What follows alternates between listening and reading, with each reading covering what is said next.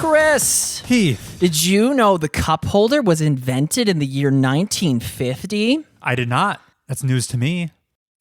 Why are you mentioning that? Well, buddy, look at the runtime of this episode. If you don't have a destination picked out for your would-be road trip, you could just sit in the driveway for like an hour while you think about it and still have enough episode to make it all the way there. Yeah, this is going to be a lengthy show, or at least it's planned to be. Dude, there's going to be like an hour per person on this episode. If we're lucky. Because there's 3 people on this episode. Hi, it's me. And I sound horrible because he's poisoned me. Samantha is being an absolute trooper, appearing on this episode of Mobius Tubes because she's been very ill all weekend. Chris grabbed her by the collar and said, honey, episode 118 needs to be a banger. And she's like, we can't push it any further. She can't even see straight. And he's like, the show must go on. If all my votes for the bracket later are in Chris's favor, you know what happened. She was in a haze. A delirium. Yeah. Yes, we are recording episode 118 of Mobius Tubes. I'm just spilling everywhere. We're recording on March 9th, 2025. In the spirit of March Madness, we are returning with our second ever bracket battle face-off. Oh, sorry, that's the NBA theme. March Madness is like NCAA. Okay. Yeah. And we'll be deciding definitively what the best year in video games ever was. The cream of the crop, the absolute pinnacle. What was the best year in gaming? We'll decide later this very show. Some say it hasn't happened yet. Others are Chris. But before we get to that, how's everybody doing? I'm alive. Yeah, you're doing way better than you were 24 hours ago. Yeah, when I was having a good time in the bathroom. You know, I'm going to totally take advantage of Sam's illness. Sam, if this happens to be terminal, I'm sorry to inform you that your Make-A-Wish plans need to be changed because as of a week ago, John Cena is a bad guy. You are familiar with John Cena, aren't you? Yeah, and he's like the biggest Make-A-Wish volunteer, right? Record holder number of wishes granted, John Yeah. Cena, like since we were in middle school. He's always been golden boy. Chris, you're silent too, but have you ever seen the clip of Mr. Rogers flipping all the children off? No. Oh, well then we have 2 visual aids to do. I was thinking he was canceled or something. He's just like making an angry face. This is part of his character arc. Well, but you say that, but surely it must go outside of the character because he's not going to be able to grant Make-A-Wishes now that he's full heel. It would be incongruous to his image. Yeah. It would be inscrupulatory. Look at these SAT motherfucker. So all I cared about to say is that it really resonated with me because you know the saying from The Dark Knight, you either die a hero or live long enough to see yourself become the villain, which has been like my whole life for like the past 11 months. So I'm really hoping to see what John Cena does. And that's it for the Heath's Ever Brown Lightning Round. Fun. That's what we come to you for. Yeah, all right. You know what else we come to you for? What? Your scathing opinions on the game you've been playing, Nier Automata. Samantha and Heath have been continuing to play Nier Automata at my urging. I will say I've hit ending C, and ending D is just a play session away. Samantha is approaching the tail end of this game. Yes, yeah. I'm almost done. What about you, Heath? Okay, interrupt me as needed. Okay. Well, I'll discuss what I liked about the game first. I found the forest blacksmith Masumune. Mm-hmm. He's a machine. I never found him. Wow, you should go back because I didn't buy anything from him. His inventory is nigh identical to the Resistance inventory. But he had unique dialogue about how the sword on my back was forged by his master long ago. Like, so cool. Just that's what I want for my action-adventure JRPG. Some world building. There was one genre in there that I shouldn't have said. But you find out, Wish. Maybe one extra letter. I liked the half-wit scientist. Yeah, he's pretty funny. I put $20K down sight unseen into that guy, all in. First, he gave me like 1 copper ore, and I thought, I got screwed. But then the pop-up windows just keep on coming, which I guess is like the subsequent tiers of rewards that you get depending on how much money you put into that guy. Do you want to know the ending to that quest? Sure. Well, he inevitably cost $180,000. All told? Yes. Okay. He never gives you anything remarkable. Oh. It's all middle of the road. Yeah, it's all Yeah. it's stuff you can get in the environment. Yeah, he got me. He's really funny though. So is Emil. I like Emil. Okay. His use of the Doppler effect is fun every time. I just wish that his plug-in chips weren't totally worthless in terms of space requirements. When you say Emil using the Doppler effect, He sings his like ice cream truck jingle. you've seen his car vendor shop. Yeah, and he's like, Okay. do do do do do. Yeah. Have you encountered that a single time, Samantha? No. What? Interesting. Once I unlocked fast travel, I never walked anywhere ever again. You're stepping in and out of those vending machines? Yeah. Oh, I don't do that. Yeah, I think that's why I missed him because I don't think I'm getting him in ending D or E. Yeah, I've just completely missed him. Okay. All right. Yeah. As we've said before, I like the score, but it's more so the mixing, the seamless transitions to the music box version as you talk to that guy. And then instrument tracks will duck out as you approach the giant door in the castle basement. Excellent. The soundtrack belongs in the top 10, but not in the top 5. Like, let's be serious. Then you go to the ocean to fight the hungry hippo. You shoot him in the mouth, and then you shoot off his gumdrop buttons, and then the commander caps the sequence with her best, "Don't die on me." At which point the game crashes. I'm left with an endless black screen. I have to close the software. When I open it back up, I have to do the hungry hippo fight again. Oh. Yeah, this is my experience. Oh no. Did the game actually crash on It's you? soft lock, black screen, no changes. Oh, no. Oh no. You can hear the audio track just looping indefinitely. But there's no visuals. Yikes. So I booted up again. I started skipping all the cutscenes, and oddly enough, I had a few of the side-scrolling fights with no enemies. The game rewarding you for your having to repeat content. You would think, yeah. Oh my god. You're in this airspace all by your lonesome. Oh my god. We fully transitioned into what I didn't like. Did you notice? I did not expect the positives to last very long. My PC did not have any of these issues. My copy of the game worked fine. Good on you. Yeah, the Switch game is obviously rough. Hey, Chris. Sure. Hey, In the final part of the final battle, why does your we're health... talking Route A. Yeah, whatever. Oh, sorry. Oh, yeah, final battle is the least descriptive thing I could have said. Uh-huh. In the Route A. Why does your health bar run off the screen and back around? Because you're hacked. I'm like hacked? Yeah. It's like a distorted HUD. I think it's what it's supposed to be conveying. Okay. All right. Hey, Chris. When we're mercy killing 9S, why did we have to choke him? Why couldn't we have sliced his head off, to ease his suffering? It's quite intimate. You're not going to believe this, but that's actually relevant later, that it's intimate. You're like, that's What? crazy. Yeah. It's going to be annoying, Heath, but I feel like once in a while we're going to whip out the shield of it's explained later. Keep playing. Keep playing to deflect criticism. There's a big reveal in ending C, and you're going to be like, oh, I get it. Weird. Okay. Androids don't have to sleep. They don't have to eat. Right. But they have to breathe? When is that relevant? You know, why can't she kill him by choking? That is kind of weird. It is a little weird. Maybe it's like, they got oil, right? It's what they need to live. So maybe she's like cutting off his oil flow instead of blood flow. I don't know. Hey, Chris. Could you always swing a laser sword during the shoot 'em up sections? I don't know if you always can. Oh, yeah, you can? can. Okay, it took me until Route B to figure that out. Route B is pretty similar to Route A, but this time you get an exposition dump narrated by 9S that adds so much film grain and that vintage sound effect of a film feeding into a camera, like... Right. Yes. It begs the question, did 9S shoot this on a 35 millimeter? And if he did, why is the aspect ratio 16:9? It should be 4:3, like Firewatch. Yeah, like Firewatch. Like Firewatch. I will say, as you fight the opera singer, those little vignettes add to the character.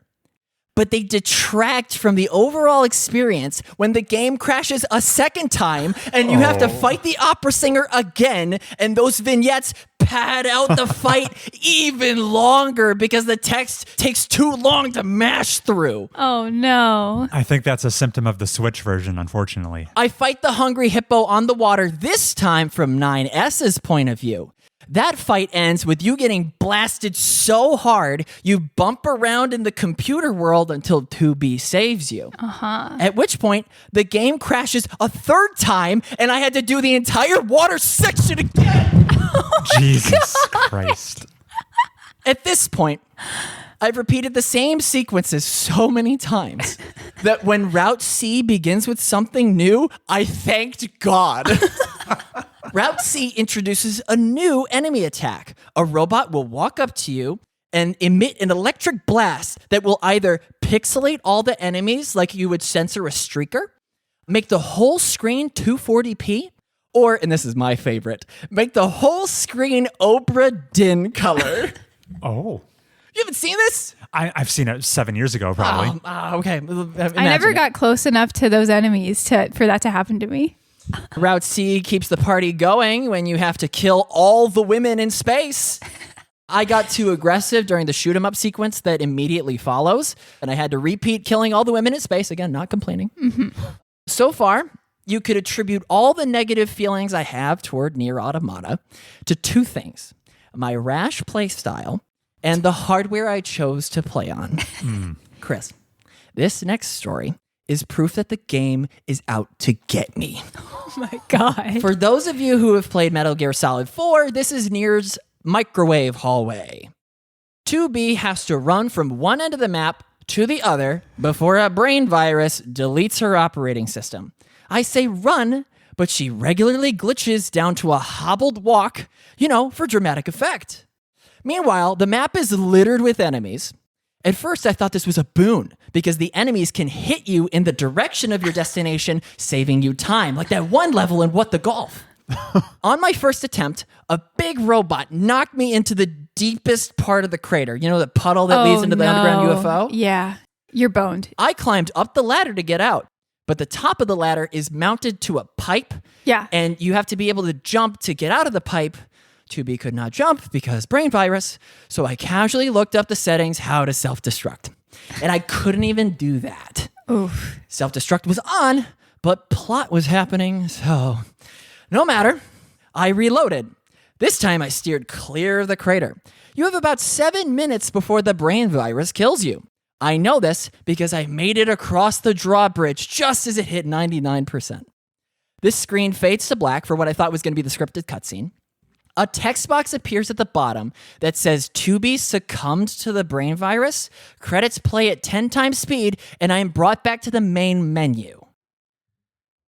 Oh, Samantha's face looks Ending aghast. P. Okay, so you failed to get her there. I reloaded again. Oh walked my God. all the way to the drawbridge again. I keep saying drawbridge. It's just a It's rickety just like bridge. a bridge. Rickety bridge, yeah. Took 2 more steps and triggered some enemies that are the cue for the scripted cutscene. As of right now, Nier Automata is significantly overrated on our top 100 games of all time list. Its stylish action and creative visuals are not enough to excuse its bullshit saving restrictions and damning lack of QA.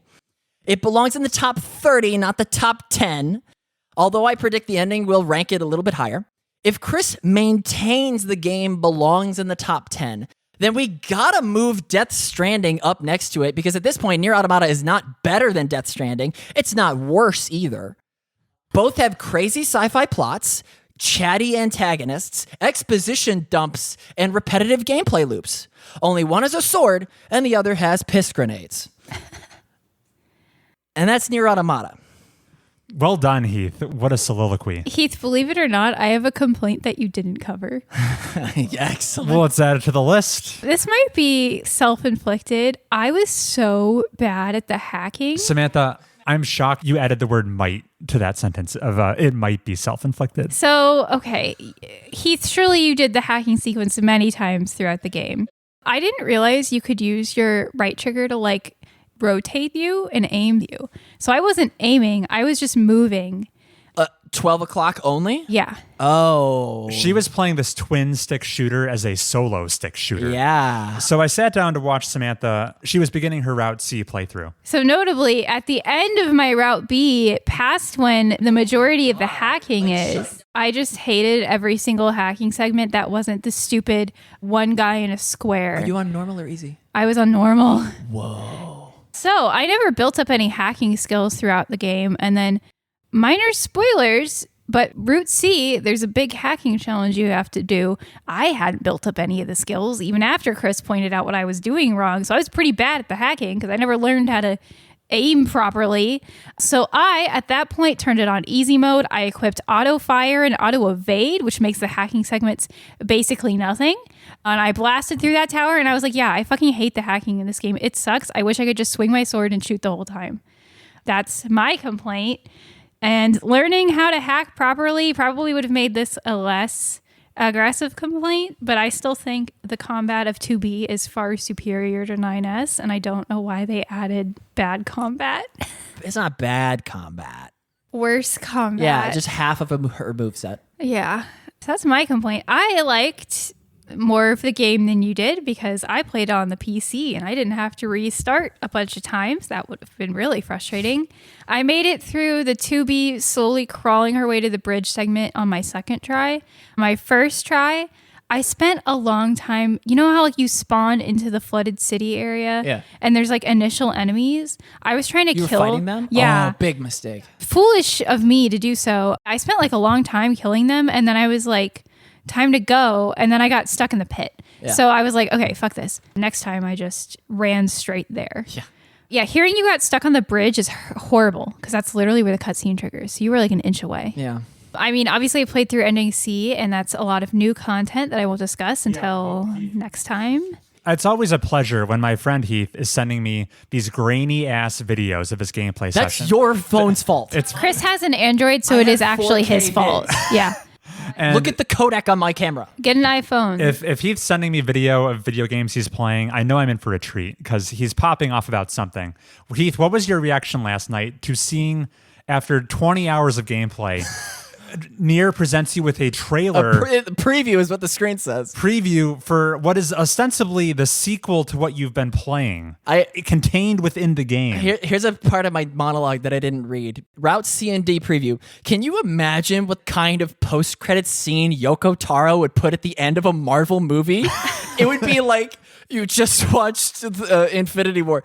In the next one, all the snapping and the time travel, and it just totally takes the wind out of whatever. And in that same vein, on the main menu screen, if you idle for 30 seconds, it will play a sizzle reel. And I've seen a boss that Adam and Eve cook up that I haven't met in the game yet. Interesting. Yoko! I agree with you that I did catch a bit of that, like, whatever cinematic that happens if you idle too long. And I was like, that's information I didn't have. It's like what Netflix does when they release new seasons of stuff and they'll put the season that's currently out trailer up. And it's like, well, I haven't watched this. If it were only that, I would think that it was Square Enix man tapping him on the shoulder and saying, we gotta give him something to get excited about. But then he puts it at the end of Route B, Okay. which is preaching to the choir. It's the least accessible. If I'm a devout Nier player that's sunk 20 hours, you don't need to jingle the shiny keys at me. No, I see what you're saying. I think I did appreciate it because I was just like, oh, ending C is just going to be I play as the commander now or something, you know? I was like, it's going to be an infinite loop of new characters. And I'm glad it wasn't. They definitely do not give away the big stuff that happens at ending C during that cinematic you watched. Because there's even more. two really big things that happen. I've seen one really big thing because now I'm playing as Oh, okay. other girl. Then there are three. All right. I mean, can we start talking about ending C? Yeah, wait, no, because Or Route C. ending C is 4. Well, I was about to say it's like 2 hours away, but I'm going to have to replay it 3 times, so maybe it's 6. I was going to say Route C then. So you've gotten A2. Have you played as her at all? Yeah, I'm in the desert. Okay. So you got to the She's the same selection voice actress? screen. It sounds like it. Yeah. You got to the selection screen and you chose her over 9S. Yeah. Yeah, me I wasn't too. going to play with 9S. They This sad boy can stay in that canyon. boot you back to that selection screen a few times, and I picked A2 until the game was like, we have no more content for A2. You need to pick 9S. Oh, okay. So you got to switch back. So you Good see to know. everything. Yeah. I'll also tell you in advance that to get ending D, there's going to be one choice at the end of Route C. Then you'll have some action happen. All you need to go back is load that choice and flip your choice. It's switch your decision essentially and then play it through. Okay. Yeah. They make you repeat the climax to progress? Yes. There's a split. You're making a choice and they're saying you need to see both sides of the coin before you can progress. Oh, weird. Yeah. You'll rewind it David Cage style and choose the other branch, Oh, basically. Yeah. How do you feel about the characters in Nier? I like Pascal a lot. I think he's really cute. Yeah, Pascal's fun. I was going to name all of my troubles as Pascal's Revenge, but he didn't do it to me. I did it to me. Yeah, he's totally inoffensive. I mean, Pascal is in Route C. Yeah, It's probably the C, the titular C in his name because they just randomly choose a letter in one of those words. Mm-hmm. But yeah, he fine. I liked 9S all the times I wasn't 9S. Yeah. When I'm a little mouse cursor, when I'm a little robot, anytime I'm controlling boy, I don't care for him. Yeah, he's like fine. I like him less and less as I play more of the game. So make of that what you will. Did you do the side quest for like 2B's operator where she was like, can you send me a picture of a desert rose? No. Okay. When you were fleeing the bunker, did you get any like special dialogue from her? From the operator? No, she was silent. Okay. Well, now I'll tell you, if you had done that side quest for her, she comes over, like as you're running with the commander in the hallway, she comes over the speaker in like a really distorted, cursed voice. And she's like, thanks for that flower picture you gave me. It was so beautiful. And you're like, oh, she's hacked. She's going to eerie, die. Yeah, it's really creepy. And I thought that was a really good moment in the game because it made me sad. Because I liked her. She was so sweet. I liked her too. Yeah. She's a standout. Yeah. I have more to say, obviously, but I'm not going to say it now. I'll hold till next time when Heath has finished the game. Next episode will be the Nier blowout. That's what spring break is for, yeah. Yeah, when I finish the game, I think, because I'm almost there. Yeah, you could have finished had you wanted to. Yeah, Heath, we have so much to talk about, so I'm excited to get to it next time. I'm encouraged to see the game is certainly inspiring a lot of passion in my co-hosts. I am sorry that Heath is being plagued by hardware issues and Samantha's being plagued with only using half the control scheme. When I sat down to watch her begin Route C. Hey, the way, I did, when I was in the stupid hacking tower in Route C, I did Google how to make the hacking easier because I was like, I'm going to drop this game. Chris is going to be so mad at me because I can't do this fucking hacking tower that I hate. Other people also had the same issue as me where they didn't realize you could aim. So I'm only as stupid as the other people. When I was witnessing her screen for the first time in the hacking games, I was in disbelief that some admiration. She got through all of Route B, aka the hacking part of the game, only using a single analog stick. Her strafing is unmatched. She had developed this weird play style to compensate. And I'm like, babe, use your other thumb too. She's like, what? The world is your oyster. God damn it. Bro. Between initially starting with keyboard and mouse and not knowing how to dodge and now effing up the hacking, you've like misinterpreted the two most fundamental mechanics in combat. Hey, I learned how to dodge pretty soon into the game, though. Right. Yeah, I was just playing on keyboard was bad. Heath, I have a piece of advice for you, actually. What? Shoot. You know how, like, you're in the flight suit or whatever, and you're shooting little guys? Yeah. I don't know what your chip setup is. There is a chip that for every enemy you kill, you get like some percentage of health. And mine is like, for every enemy I kill, I get 20% of health back. That chip makes those sections trivial because you're killing the enemies so fast that it's like, even if they blip you, you're immediately filling that health bar back up. So if that's a section you find at all difficult, I'd recommend that because it's so The majority of the easy. flight enemies are glass cannons. Yes. Yeah. Yeah. So that was the one piece of knowledge I wanted to impart on you, because before I had that chip, I was like, man, these flight segments are hard. And then after that, I was like, oh my God, these segments are nothing. Yeah. Okay. So plug in the Bloodborne chip. Yeah. And play through ending D 3 times. I mean, only if you want to. Whatever that one was. Just Consult us once you finish C. text Chris I'll once you text finish him C. a blurry video Yeah. that's actually like 8K 60 FPS on my device. For the record, I think the videos are fine. They look like shit, but I can understand what's going on. When I can't text him videos either. It's so annoying. the first video I received from you yesterday, Heath, when you're pointing at the screen, looking at a certain sentence on the screen, and you're like, "What is this?" So and I'm zooming in, and I'm like, "What is that?" I mean, I figured out from context what it probably was. Oh my God. That was Yoko Taro looking at you through the screen and saying, "Stop I being see horny." you. Yeah, that was pretty funny. Chris, you Hey. have games that you've played. Hey, Chooms, I got a Preem update for you all about Cyberpunk. Oh God, What's our name? What? Is that a cyber slur? No, it was a term of endearment. I've only been playing one game. I'm back with another update on Cyberpunk 2077, the massive RPG I've been playing basically all year at this point. Suffice to say, the more I play Cyberpunk, the better and better it's getting. I'm having an excellent time. I don't want to speak prematurely, but it is on the trajectory, if it continues, to land somewhere among my favorite games ever.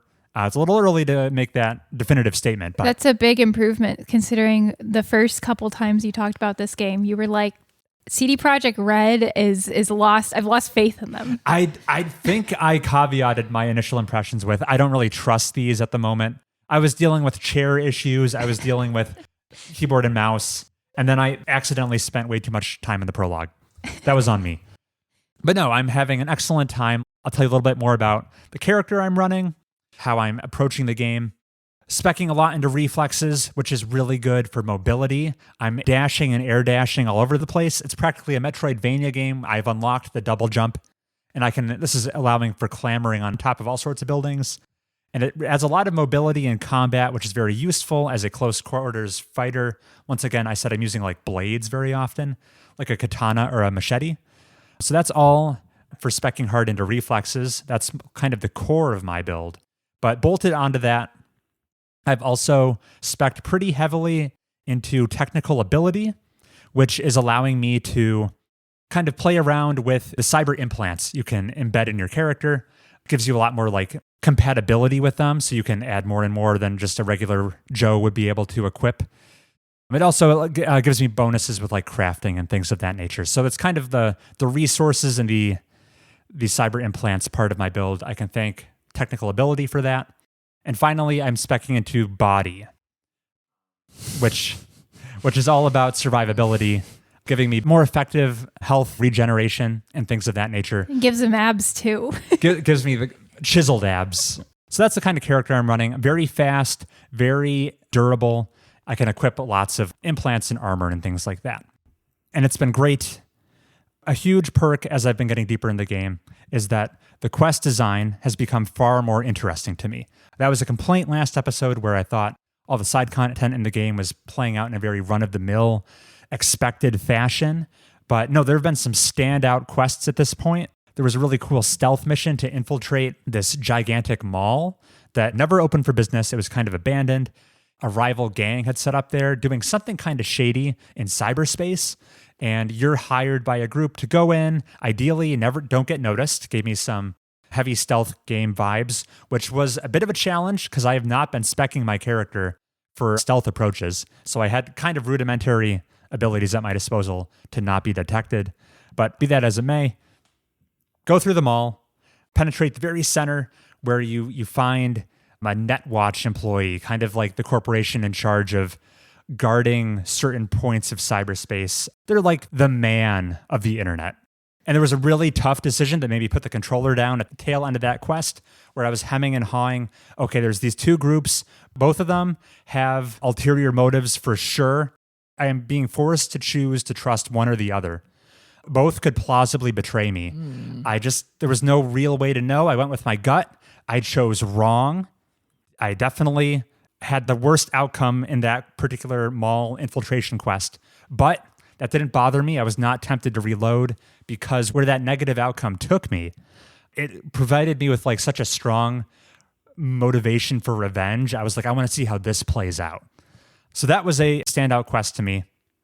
That was more of a main quest, I believe, but some side content I found really compelling was just a couple nights ago. I spent an entire evening devoted to just one side quest that had an entire arc to it. It was like I was in an episode of True Crime or something like that. Very different tonal shift. For an entire 90 minutes when I was playing it, I don't think I fired a single bullet. It was all just interesting exposition about this serial kidnapper who's been targeting boy youths, and he had a shady program he was advertising to draw them in, and It's called GTA 6. you hook up with this like ex-cop and you're investigating this kidnapper who he's been apprehended. Hooray! However, he's comatose. Oh no, so we can't interview him and find where he's keeping all the kids. So you go down this entire investigative storyline of like meeting with the family of one of the victims, searching the room for any kind of lead, digging up a laptop. You go through some harrowing messages where they're like the kidnapper grooming this victim. I will point out, this is where I really appreciate where Cyberpunk, how you choose to create your character, what attributes you invest in, which I detailed earlier. I'm doing like big body survival and fast reflexes. I have not been investing in things like stealth or hacking.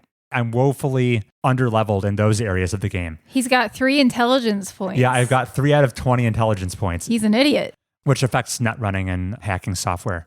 I like that your attributes in this game manifest themselves frequently and in a variety of ways, not just exclusively in dialogue choices or how you choose to fight, but what avenues you can pursue to accomplish a quest. And this is a prime example, this kidnapper quest I was doing, where I was combing through this laptop, looking for leads of where these victims might be captured.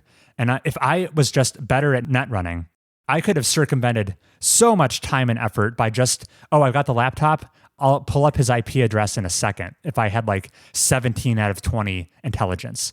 But I'm a dummy with only level 3 intelligence, so that was way out of reach, no chance.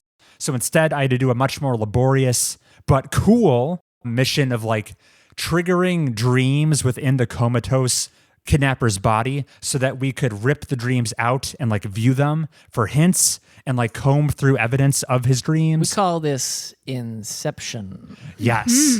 Cyberpunk Inception. And this is good from a narrative perspective too, because we're getting like, how did the kidnapper end up this way? We get to see his dreams of his childhood trauma and the family issues he had.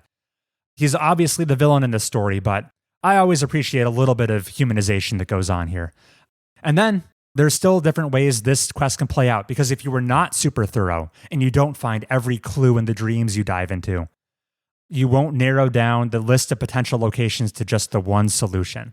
If you don't find every piece of evidence, basically be forced to choose. Okay, we've narrowed down to these 2 or 3 locations, and we only have time to check one of them, and if you're wrong, the victims aren't going to make it. Or if you're very thorough, you're rewarded, and you don't have to make the critical multiple choice guess at the end. So I like these stakes. There's consequences to how thorough you are and how you explore these quests. Tell us, Chris, what outcome did you wind up with? Did you save the kids? Everyone's on the edge of their seat. Anyway, this next I met Jesus in the next quest. I have met Jesus. Uh-huh. And the filming of the Passion, that was a weird quest. I did not know where that was going. Yeah. I don't know how to feel about that one. Oh, yeah. No, I had a pretty positive outcome. I think one kid didn't make it. So what I'm hearing is if you were smarter, all the kids would have made it. Finding that IP address would have saved a lot of time. Mm-hmm. But that's just the way I went, unfortunately. So yeah, I really like how you choose to develop your character really does affect your playthrough in more than just how you approach combat encounters. And I think that's a mark of a great RPG. Samantha's watched me play a little Cyberpunk. And Chris, too, was not using the left stick, and so his character never... The IP address was directly above or below him, and he never saw it because he couldn't look up. After watching for maybe 60 minutes or so, she said, "Seems pretty cool. You sure did meet a lot of characters, and I didn't find a single one of them to be likable." Okay, so now I've met Judy, as in Chris has obviously met Judy a while ago, but I've been on my ass all weekend, so I've been watching him play Cyberpunk. Judy is likable. She's cool. She seems to be like out for justice for those who can't stand up for themselves. Do I like anyone else? Maybe Brandon. Yeah. But he's dead. I will say, when you said that, Samantha, I could relate to the sentiment you were feeling. And that was after we had just spent time with his in-game girlfriend, Pan Am. Yeah, Yikes. you didn't get to see much of her, though. Yeah. But no, especially in the early goings of Cyberpunk, I was having trouble relating to many of the characters. And I think that's somewhat by design. It's a dystopian future. A lot of the relationships you have, especially initially, are going to be very transactional. It's a harsh environment you find yourself living in Night City. It's not to say they're poorly written characters, but I'm not fond of many of them. They're written fine. Like, they seem like realistic people, I guess, in the cyberpunk dystopia. They just, I don't know, they kind of all just seem like assholes. Which makes, now that I am much deeper into this game, I've played for more than 50 hours now, I will say it makes, whenever you find an oasis of characters you do care about, it makes it all the more potent. It just makes it more special when, finally, you do find like a kindred spirit or someone you relate to. This is a hallmark I noticed of the Witcher games, also by CD Projekt Red, but I do really enjoy that characters in these games are often highly recurring.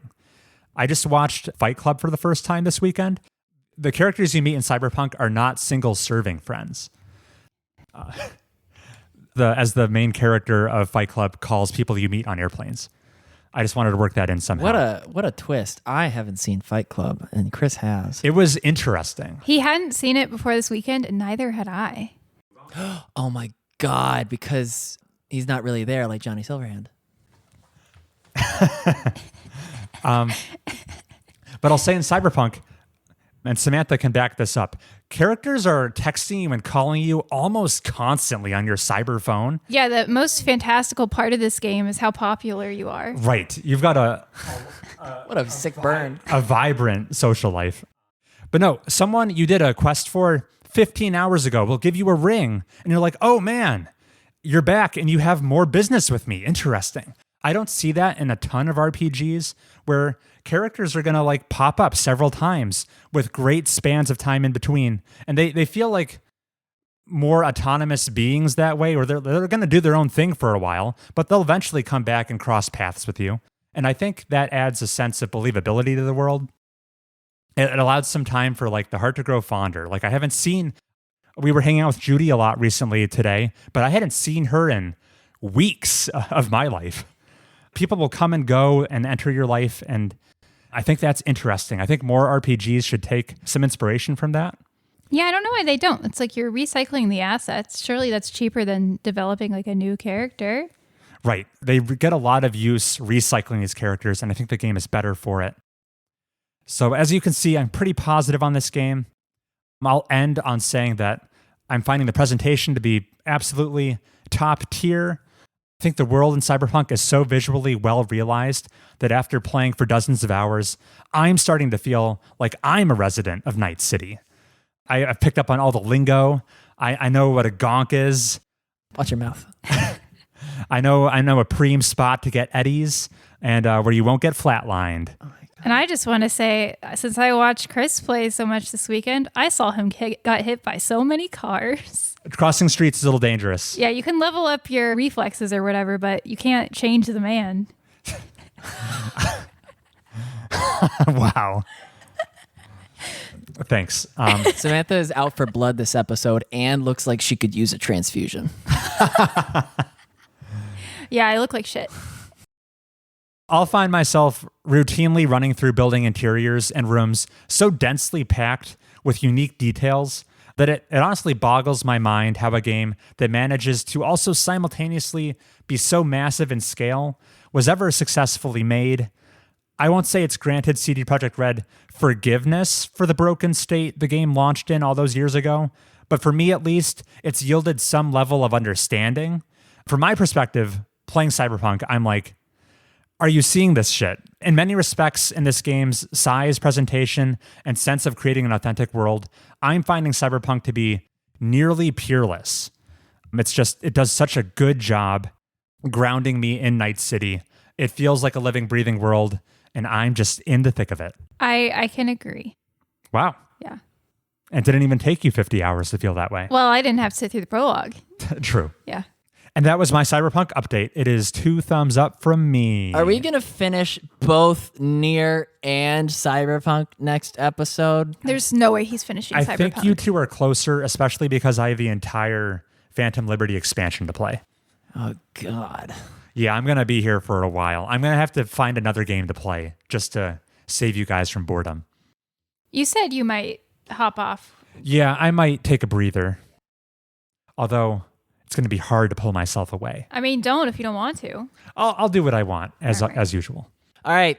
And when we come back, we will just read the phone book. Like, you'll hear 2000 blank so many times, it'll lose all meaning after this break. Get excited.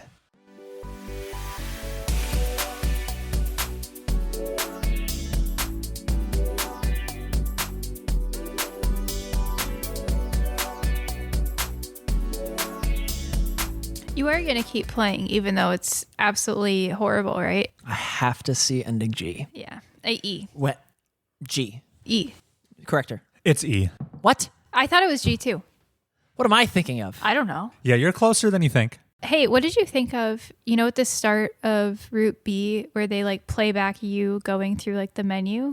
That POV switch. Yeah. Yes. I thought that was pretty good, especially because I had forgotten. I tried to leave with my self-destruct off the maximum number of times.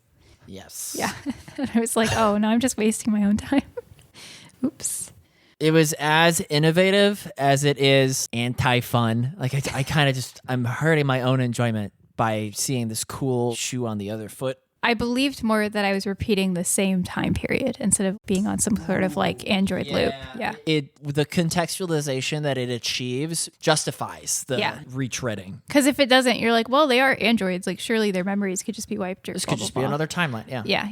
So I liked it for that reason. Point Yoko. The score is Heath 1,000,000 to 1. And we're back.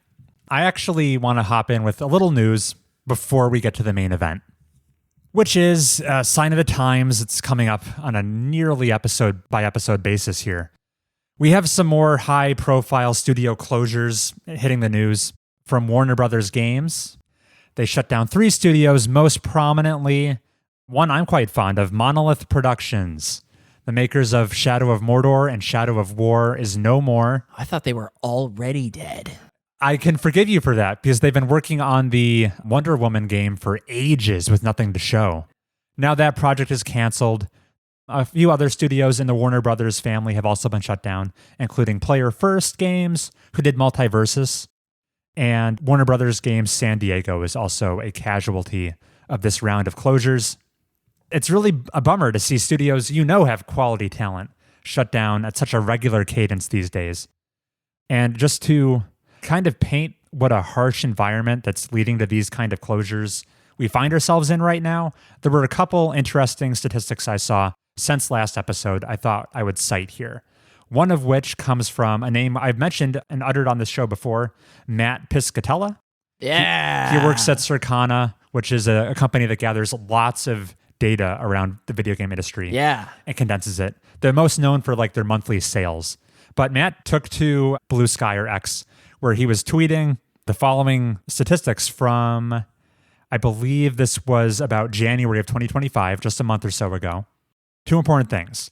He was looking at players on the PlayStation 5 and the Xbox consoles, and he said that 40% of all playtime spent on those consoles in the US in January went to the top 10 live service games. 10 titles on those consoles accounted for 40% of all playtime. Yeah, dude. Which is insanity. No. That's like... No, it's not. If you think wealth inequality is harsh in the United States, where the top 1% controls like 30% of the wealth, we're not even talking about 1% of games here. This is like 0.01% of games. It's only 10 games. Oh, 10 games. 10 games. There's thousands and thousands of games available on these consoles.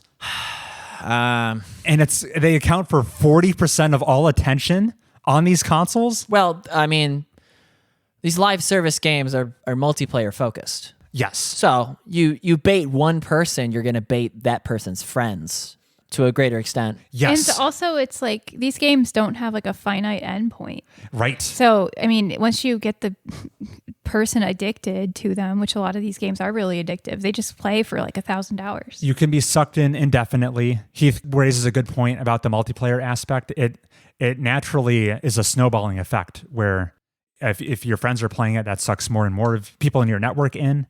If you're on the dorm floor and all the other guys are queuing up, it's ostracization to not queue up. Right. You're being excluded. You're not joining in on the activity. Step on the gas. It leads to the rich get richer environment where a successful game, by nature of being successful, continues its success, where only the crumbs trickle down to the remaining, I guess, thousands and thousands of games have to compete for the remaining 60% of player playtime. That was just so sobering to hear. That's why when we make a game, it's going to be a live service game.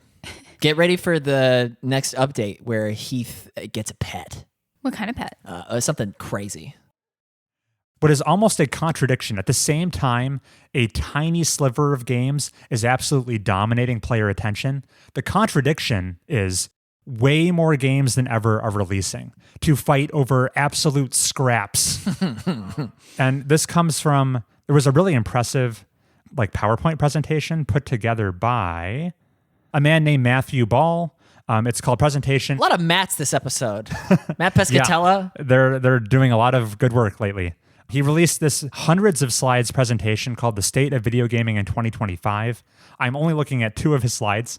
There's hundreds. It's all very interesting. But he showed the chart of game releases by year. These are Steam game releases. Yeah, we made a console-specific statistic a minute ago. And now we're looking at PC. Because, yeah. In 2024, last year, almost more games came out per month in 2024 than games came out in the entirety of 2014, 1 decade earlier. The number of games releasing in over a 10-year period has almost 12x'd. Well, I mean, but anyone can just put a game on Steam. Yeah, I mean, that was also the case a decade ago. Samantha, what's the median of that sample? Oh, God. Probably just the most nothing walking sim puzzle fighter. It's got 5 levels. Sure, there's going to be a lot of chaff being shoveled onto the storefront. I would much rather play the median 2014 game than the median 2024 game. Yeah, that's what I was going to say. Probably be wise to do that. It's like, yeah, there are 12 times more games coming out, but the proportion of games I want to play has just decreased as more games come out. Sure. I mean, I think it's safe to say the overall number of titles you're interested in, just by sheer law of averages, has probably gone up. Sure. With a 12x increase in volume, the number of games worth playing, even if it's a smaller sliver of the pie, it's still a lot of games. There's more fish in the sea, but half of them have mercury poisoning. And there's knock-on effects where if there's this huge glut of games coming out, it's going to massively impact discoverability of what you're actually interested in, and that's going to hurt sales. Things are going to slip through the cracks, guaranteed. Mm-hmm. No. I think so. No. I think it'd be crazy to argue otherwise. You are so incentivized to find gems. I don't want to sift through a bunch of garbage, though. No, that's what the tastemakers are for. Oh. I think the tastemakers are overwhelmed with the sheer volume. Us! Yeah, like us. The root trees are dead.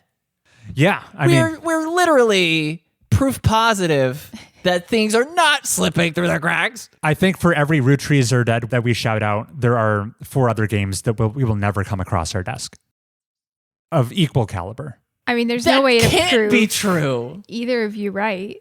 Right. I'm making an unfalsifiable claim, but I still believe it. You're saying there's a stampede of dark horses we're going to get trampled on in the years to come? That would be best case scenario. I think they never get the spotlight they deserve. We never hear about them. And die on the vine? What? Yes. No, Chris. You are watching the shadows on the cave wall and being like, there can't be any better shadows than this. I mean, as people hosting a podcast, we have time to finish what? I don't know, 20 games a year? Of course there's things we're missing. Yeah. By the dozen and dozen, by the 100. Yeah, but they're things that I don't care about. Maybe we're missing some things we would like. I'm not convinced we're missing anything we would love. Hard to say. Like, okay, if I haven't played it yet, it's because I'm gonna play it and I already know about it. I find it hard to believe that a game of like that quality is just completely under the radar. But maybe there's like a Case of the Golden Idol like that's like not as cool, but it's still like mystery solving that's out there that we haven't found. Chris, the threshold for interest is rising. We can afford to be pickier. And I think by necessity, we must be pickier. I mean, there's no reason not to with so many options to choose from. Mm-hmm. You're the biggest buffet in the world, and you're crying tears for like the olives that I didn't even put on my plate. It's a contradiction where, as a consumer of games, I have no complaints. I just, looking at statistics like that, I'm like, these studio closures are not going to end anytime soon. Especially with the other slide I wanted to highlight from Matthew Ball's presentation was that in 2023, he looked at share of time spent playing games on almost all the platforms, PC, PlayStation, and Xbox. Switch was excluded. In 2023, out of all playtime, the amount of playtime that went to new games that released that year was 6.5%, which was high compared to recent years. 6.5. If you're releasing a new game in a year and you're expecting to make a sale, you are fighting over 6.5% of the player base. You are fighting. It is a knife fight in a phone booth is doing it a disservice. It is such a dog-eat-dog world. I'm surprised any big studios are open releasing games. That's true. Yeah, that is a wonder. Yeah. When the quantity of releases has never been higher, the number of players captured in eternal live service games has never been higher. It just seems like a dire situation. I think those numbers do paint a rather depressing picture.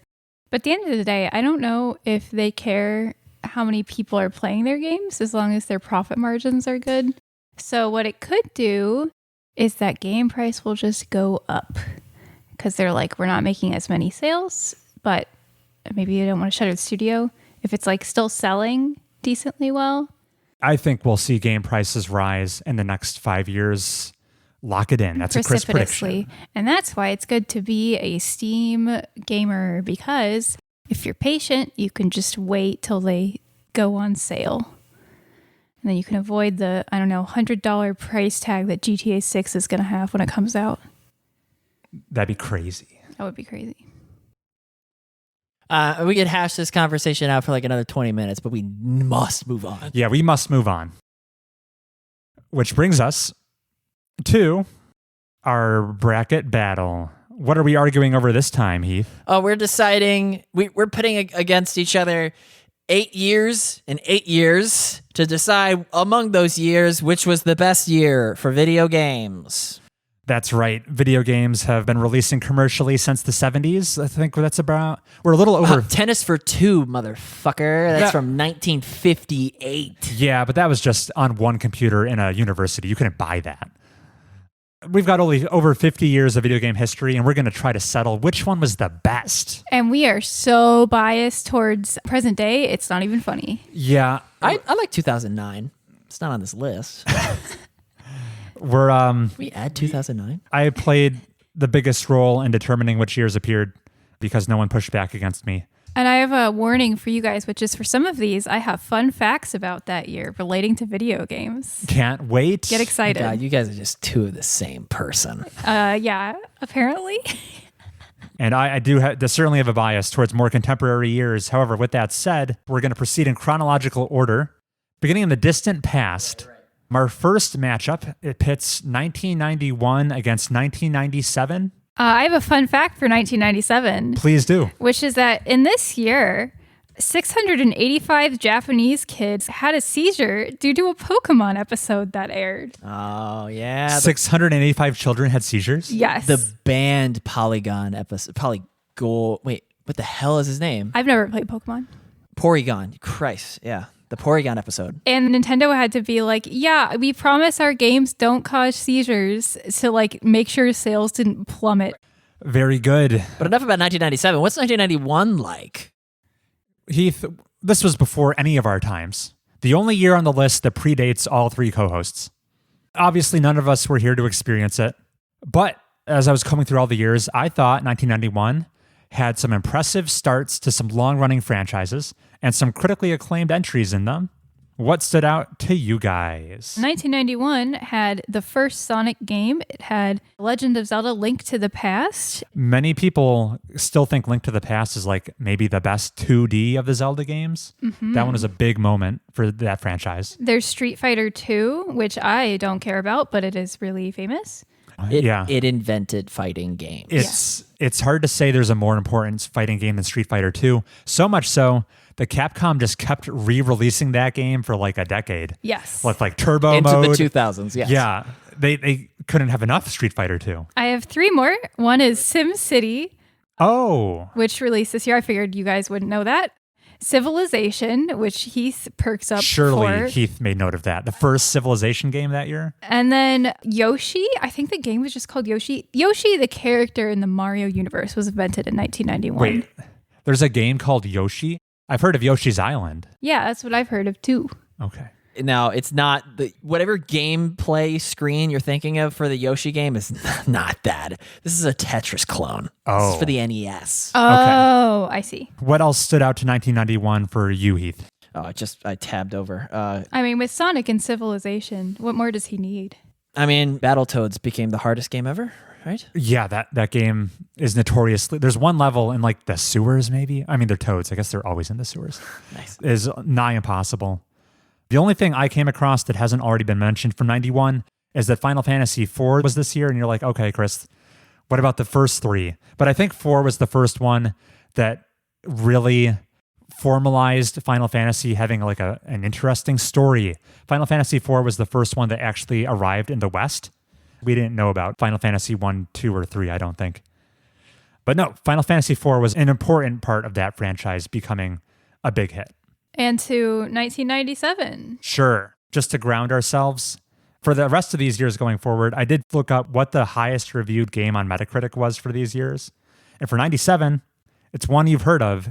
It's GoldenEye 007, which scored a 96 on Metacritic. Very impressive. Other games that came out this year include Age of Empires, Fallout, The first Fallout. Final Fantasy VII, Yeah, that's Final Fantasy VII is huge. GTA Original Flavor, Diablo, and I put this one in here for you, Chris, Diddy Kong Racing. You have experience with Diddy Kong Racing? I do, at the grocery store. It's one of the first games Chris ever played, probably. Yes, my mom would put me in the Wegmans. Like the videotape sent, like in the corner. No, the drop your child off section. Oh, that's where I played Pac-Man. I played Pac-Man there too. Yeah. It's in the center of the room. Center of the room. Yeah. Just opposite the door. And they had Diddy Kong Racing available for As consumption. someone who had like a normal grocery store experience as a child, I did play Diddy Kong Racing like at my house. A lesser experience in our opinion. Yeah. Yeah, it doesn't hit quite right unless your mom's shopping for groceries. Unless she's like buying eggs. And you don't know when you're going to get sucked out of there. I guess we can call this an alternative fun fact for 1997 though, but Cool Math Games launched in 1997. website? The website. Oh, yeah. that's for us and us alone. That's Yeah. a huge feather in that year's cap. Yeah. These Zoomers listening to this episode are like, what is that? They just no. Because they're stuck on their phones. Yeah. Heath, what would you like to call attention to from 97? Oh, everything that we've mentioned, nothing more. I think there were maybe 1 or 2 omissions. Big one from that year. It's practically coined as genre. It's Castlevania Symphony of the Night. Yeah, I did see that one on Wikipedia, but I didn't know what it was. That's the most iconic of the Castlevania games. Back then, they just called them Metroid. Yeah. Yeah, so that's where the Vania of Metroidvania comes from. Really, really important PlayStation 1 game. People have been clamoring for this one forever, but this is the year Final Fantasy Tactics came out. Are we counting Final Fantasy VII? Yeah. Final Fantasy VII is one of the biggest releases of the year. And then Tactics came out alongside it? I don't know how close they were, but they came out that year. What is Final Fantasy Tactics? It is a turn-based strategy game on a grid, Oh. but with an excellent political story and drama. There's been rumors of a remake for ages. I can't wait to try it if that is real. Yeah, you got Fire Emblem though. Yeah. Yeah. And I also believe The Curse of Monkey Island came out in 97. The point-and-click adventure game. So, boys, we thinking 91 or 97? 97. Yeah. You could remove Fallout and Age of Empires. The fact that Final Fantasy VII is there and GoldenEye is there and Castlevania a little bit. The 3D explosion, you have to like transport yourself back to when those games came out to just think of how much of a culture shock it was to see those characters rendered in that style. Right. The jump to early 3D is a big deal. I'm going to push back a little bit and say every anecdotal story I've heard about people returning to GoldenEye in any kind of recent year has been a negative experience. What are you talking about? I don't think GoldenEye 007 holds up in a modern context at all. What the control scheme is absolutely archaic, and the game runs at like 10 frames per second. Yeah. And I'm sure if I played split screen Modern Warfare 1, it would be lackluster. But back then, that was premium gaming. A remake of GoldenEye would not disappoint, maybe. That's what Perfect Dark is, right? Yeah. I feel like there have been remake attempts for GoldenEye. I don't think it's a heavy hitter that its review score would indicate that it is. Part of our grading criteria, are we immersing ourselves in the time, or are we evaluating these games and how we think they hold up in a modern lens? Oh, like if you were to play them today? Yeah. Well, no, because then it would just be only the 2020 et ceteras get a say. You know what I mean? I don't know what she means. Okay, You know what she no, means? I don't think it's fair to compare a game that came out in 1997, like graphics wise and like quality of life wise, to a game that came out in 2020, because it's like we've grown a lot since then. So I think you have to compare them in the time that they were released. Sorry, Chris. I know you don't want that apparently. No, I think it's a little silly to say we can render a verdict on what it was like in 97 when we were 1 year old. I was 0. Yeah, Heath was 2, I was 1, you were 0. That's just fiction we're inventing. As a newborn baby, I would love to play GTA. I think that should have been how I was welcomed into this world. Buddy, do you not think Abraham Lincoln was the best president? Just because you weren't there for him? I can't possibly imagine what... No. I think Abraham Lincoln was an excellent president at the time and holds up remarkably well in a modern context. Oh, and GoldenEye is more... Yeah, but GoldenEye is just missing quality of life features, which would, like, if it were released today, it would have. You're saying maybe it wouldn't be as good now today? Other than that? I have heard on many a podcast people returning to it with a lot of enthusiasm and then being woefully let down. I mean, people who were there at the time, who have the advantage of rose-tinted glasses, buoying the experience they should be having and still being let down. You're the Final Fantasy VII original flavor biggest hater of all time.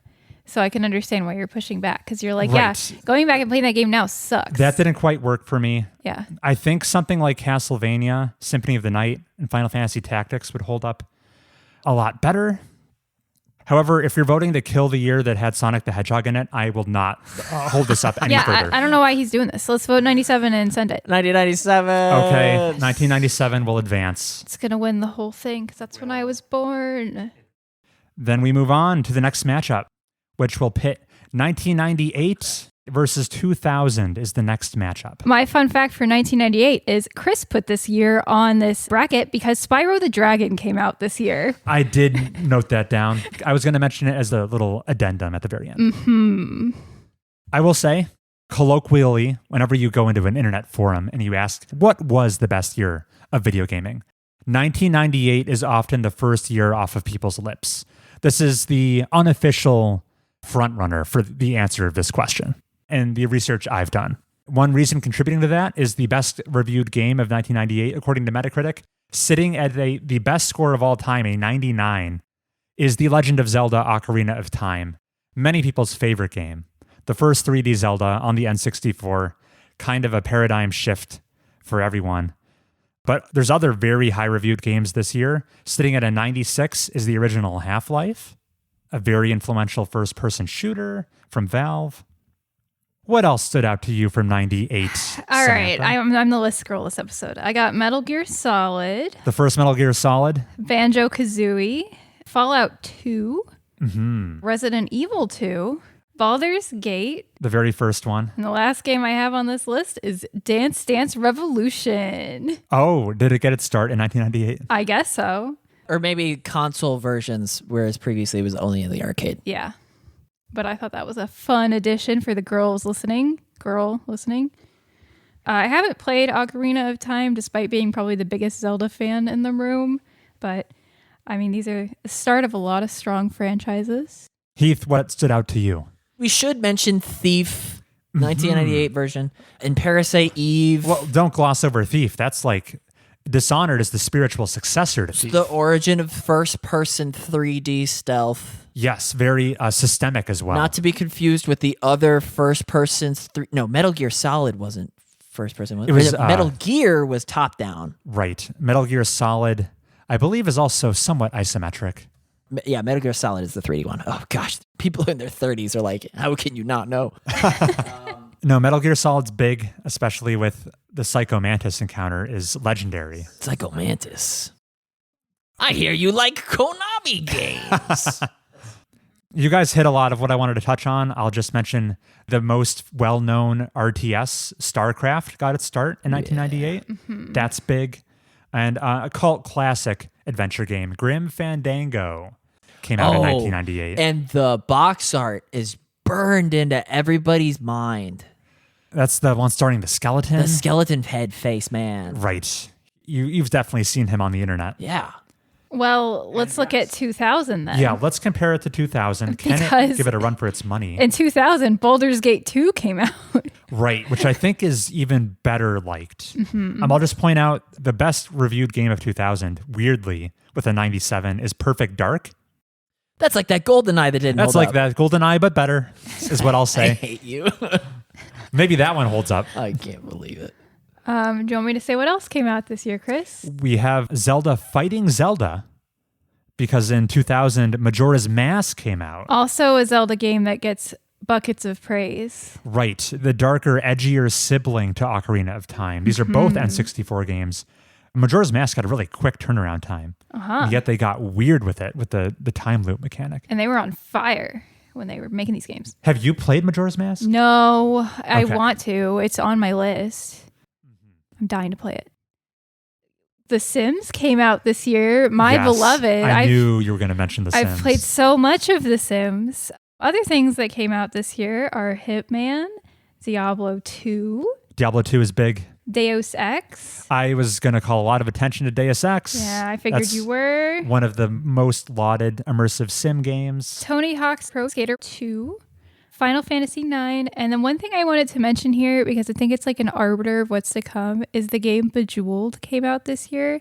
And if you're like, why do you care about that? Because Candy Crush has robbed the wallets of so many women in their 40s out there. I think we need to acknowledge its predecessor. We should have seen it coming. It's a giant in its field. Anyways.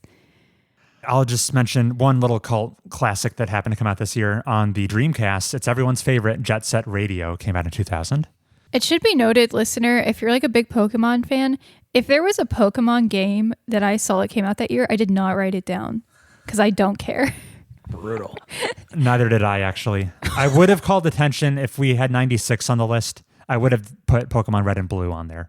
But 96 did not make the short list of nominees. The naming conventions are too confusing for me, so I didn't want to deal with it. Marvel vs. Capcom 2. The fighting game. Yeah, and then Paper Mario in North America? The first Paper Mario, I believe. Okay. Yeah, that sounds right. It's in 2000. On the N64. Yeah. I think I'm siding with popular opinion here. As much as it hurts me to kill 2000 because that had Deus Ex in it, I do think 1998 is a pretty slam dunk winner in this matchup. What do you guys think? I think the list of important franchises goes far deeper on 98. My heart says 2000 because that's when The Sims came out. Okay. But my brain is like, yeah, I think Chris is right, unfortunately. I just love The Sims, man. They're so good. Maybe we can get a later entry of The Sims included in a future year. Yeah. As a prize. We get The Sims 2 later on. Maybe it'll win. Heath, what's your opinion? Yeah, 1998 is pound for pound a stronger year. It's unanimous, and we move on. Doing Paper Mario dirty like that. But he can maybe get his revenge right here because we're pitting 2001 against 2004. 2001 had a trio of games scoring a 97 on Metacritic, the best reviewed games. And those were GTA 3, Halo Combat Evolved, the launch title for the Xbox, and Tony Hawk's Pro Skater 3, which we're in the era of Tony Hawk Pro Skater dominance right now, the early 2000s. Oh, you know what? I do have a fun fact about that because when I was younger and I lived in San Diego, I went to school with one of Tony Hawk's sons and I've been to his beach house. That's way cooler than my fun fact, which was I played Tony Hawk's Pro Skater at my hairdresser. Samantha looks at a pipe at the beach house and he goes, it'd be cool. Cut it in half. And so the half pipe was born. Yeah, that was me. Didn't want to gloss over Halo Combat Evolved coming out this year. It not only was good enough to sell the Xbox as a new competitor on the console market, but it also kind of popularized the control scheme of first-person shooters on a console with dual analog sticks. That's a major contribution. Yeah, because before it was tank controls. Before that, it was something like GoldenEye 007. Unplayable. Where I believe you aimed with face buttons. Yeah. Trust me, if that's all you got, you make it work. Ignorance truly is bliss. Shut up. Chris, I have a laundry list of games you haven't talked about. Oh, yeah, we're going to get into it. Tell me more, Samantha. Come on, give it to us, list girl. Heath cares because I put Smash Bros. Melee is coming out this year. Many people's favorite of the Smash Bros. Franchise. She thinks it's Brawl, but that's fine. Whatever. Brawl wouldn't happen without Melee. Okay. Devil May Cry, Silent Hill 2, which I put on because they just remade it or whatever, so people obviously care about the game. Silent Hill 2 is some people's favorite horror game. Yeah. I'll say a few words about Silent Hill 2. Please There you do. go. No, but I'm not going to interrupt the list. Final Fantasy X, Luigi's Mansion, Ace Attorney, Animal Crossing, Pikmin. Wait. We exclude Ace Attorney. Oh. That's a but Japan. Japanese-only release. Okay, fine. Strike it from the record. What if I can read Japanese? Can you? No. If we follow this precedent, I cannot include Persona 5 in 2017. Okay, fine. Pikmin, RuneScape. I thought RuneScape was funny and I had to include it. So that's what I'll say about that. Also, I was doing like some trivia research, obviously, and Activision acquired Treyarch in 2001, which led to my favorite Call of Duties coming out. So I have to give that a thumbs up. You're on Team Treyarch, huh? That is also Heath's favorite Call of Duties. I am a fan of the Black Ops. You two have the same brain. Get with it. To Heath, say more about Silent Hill 2. You wanted to say more, yeah. Oh, just Silent Hill 2. You think of like great literature and how it executes all these themes and like allegorical meaning of certain things. There's a reason that the enemy types in Silent Hill 2 look almost like a condom because it has to do with the death of, oh God, what is the child that titular, not titular, the title. Mr. Silent? Mr. 2. Yes. No, it's all meant to torment main character guy because of like the death of his wife and stuff. And like, actually, I think this is the introduction to Pyramid Head. Yeah, he appears in this game. And what he represents in the whole... I know so little about Silent Hill 2, but the only thing that stuck with me over the years is that it is as good thematically and narratively, maybe not narratively, but thematically, like things are the way they are for a very... purposeful reason. Yeah, purposeful reason. To the same extent that they are in like A Tale of Two Cities. Like you could go nuts with it. So that's Silent Hill 2. What else came out this year? Devil May Cry, did we mention that? Uh-huh. Eco, did we mention that? I did want to bring up Eco and then immediately downplay it a little bit. Yeah. Where it's important. Horrible box art in America. Eco, from the makers of Shadow of the Colossus and other very well-respected games. When did Shadow of the Colossus come out? 2005, I want to say. Rip. But for Eco, it was one of the early examples of a game that kind of started the conversation around, hey, games are doing artistic things. Yeah. They could rival movies one day. Right. They can be more than just a purely dopamine-filled gameplay experience. They can have themes and artistry. That's another one where I feel like the years have not been kind to it. And I don't think returning to it does it many favors in a modern context. Because it's just a lengthy escort mission. But did we fail to mention that Metal Gear Solid 2 Sons of Liberty came out this year? I think I said that. Okay, but we glazed past it, which was another kind of artsy game with a very subversive twist where the marketing materials misled the player base with who you play as in the game, what it's about. Interesting stuff. Oh, I know what he's talking about. And the dialogue at the ending of MGS2 is very prophetic with where the internet was going and the sheer quantity of information that was going to be available and how that would have a negative impact on humanity. Some say it's like one of the most profound predictions in a video game, and we have to give it credit for that. I mean, Kojima predicted COVID in Death Stranding. Yeah, just a couple months in advance. What about 2004? Oh, and Advance Wars came out in 2001. Okay. Just fun mention. Yeah, 2004. Any fun facts for us, Samantha? No. Okay. Then I will say the highest reviewed game of 2004 with a 96 on Metacritic was Half-Life 2. Yeah. A very beloved first-person shooter. The people are still clamoring for a sequel for. But they're never going to get it. What else did we get, Samantha? We got The Sims 2, baby. Oh. We got a bunch of other games I don't care about. Just kidding. We got GTA San Andreas. World of Warcraft was born this year. Oh, that's huge. It's big. I don't know if it's a positive, but it's big. It's positive for many people. And negative for those same people. Metal Gear Solid 3, Far Cry, Snake Eater. Halo 2, Fable, Katamari Damacy. That's and important. Monster Hunter. Cult classic. Did you somehow fail to mention Paper Mario The Thousand Year Door came out this year? Yeah, I did. Wow. I'm a fool. Not doing your full research there. I'm at the whims of Wikipedia. She's on her deathbed. Yeah, I'm dying, Chris. It's funny, a lot of the games we mentioned in 2001 have sequels out this year. GTA San Andreas, Halo 2 came out this year, which many mark as an improvement over the first Halo, especially from a multiplayer perspective. I'm sad looking at this list because I'm like, yeah, I think 2001 is probably going to win, but I like 2004. What a tragedy. Because of Sims 2 and Paper Mario? Yeah. Where are you falling on this? What have we not hit on your notes there, Heath? I mean, Prince of Persia, was that a really? I forget in the franchise which of the ones are take it or leave it. That's it for 2004. Okay, I think 2001 had more things we mentioned, but how do we compare that against something like the phenomenon of World of Warcraft practically popularizing MMOs? There's some cool niche stuff in 2004 too. Katamari Damacy. The Sims 2 was my first Sims game. Monster Hunter is big. People care about it. My opening vote is for 2004. Wow. I think because go ahead. Half-Life 2 is doing a lot of heavy lifting in terms of what story modes would become. I think with using Half-Life 2 as its pinnacle, 2004 has a higher high than anything in 2001. Half-Life 2, that invented gravity, right? Everything else was just like a regular downward force. It was but Gmod made physics in a sandbox possible. The Source engine introduced physics to a much more realistic degree. If you wanted to do physics before, or what did you call it? The Source engine? The Source engine. Yeah, whatever. It was either like too labor intensive or just not good. It was just like a straight up linear force.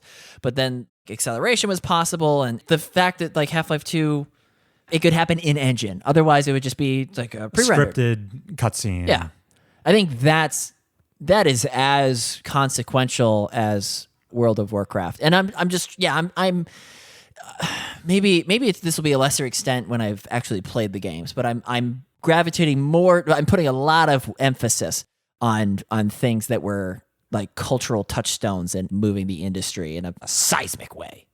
At a glance, I think 2001 has a deeper list of notable games, but 2004 has heavier hitters. I don't know if you guys agree with that observation. Yeah, I think so. I mean, if he's voting 2004, I'm going to vote 2004. Okay. That would be enough to push it through. So who cares what you have to say, Who cares Chris? what I have to say?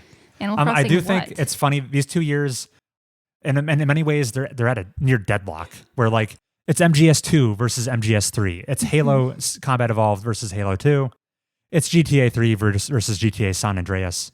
I think it comes down to almost just a matter of taste. Well, I mean, an audio listener could criticize us as being modernity pilled because we keep choosing the later year. Chris, 2001 would have had more pull if you'd let me put Ace Attorney in there. Sorry, I can't abide by those Japanese only release dates. Oh my goodness. Then 2004 has it. Let's move on to the next matchup. Pits 2007 against 2010. getting into years where I was experiencing these games as they came to some extent.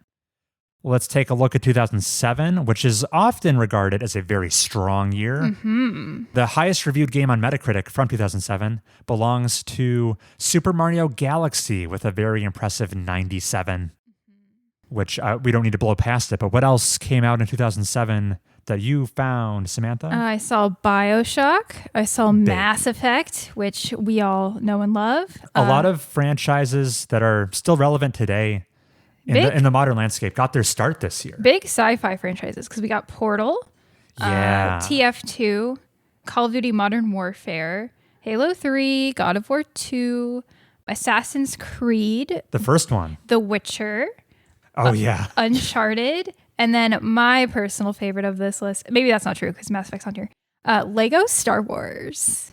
Oh, the first one? Yeah. That's notable. I played that. I love Lego Star Wars. I will talk all day about Lego Star Wars. What a game. Now, how many Lego games came out before that one? Do we know? Was that the first? I think Lego had made games, but they didn't do any I'm trying to remember if Lego Indiana Jones was before or after, because in Lego Star Wars, there's an Easter egg Indiana Jones character. So I don't know, but it was one of the first IP tie-ins. They're both Lucasfilm IPs. Uh-huh. Heath, do you have an answer on After 2008. All right. that? Okay. So honestly, Lego Star Wars is kind of the start of a long-running franchise. And in my opinion, IPs. it's still the best one. People in 2006 that get injured and need to yell out to express that. And then 2007, everyone's doing the Yoda scream. The video where it's like all the different death sounds on Lego Star Wars, one of my favorites. A viewership peak right where Yoda's is. That's 2007. I'm sorry, Chris, you probably have more to say about I have so much more to say. All right, go ahead.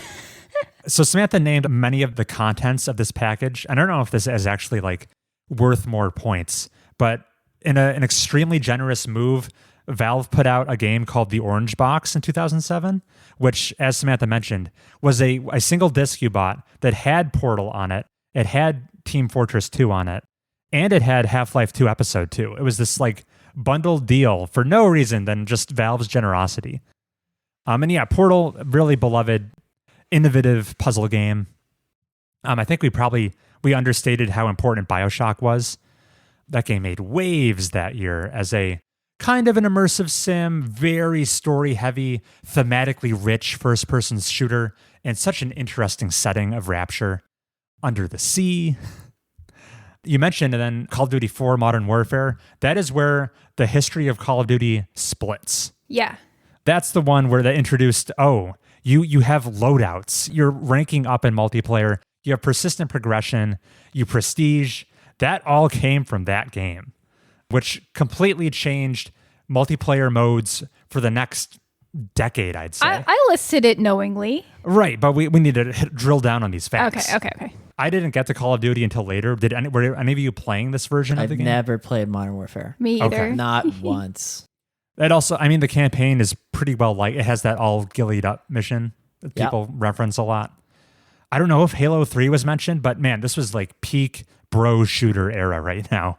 Between COD 4 and Halo 3. People were really high on Halo 3. It ended the trilogy.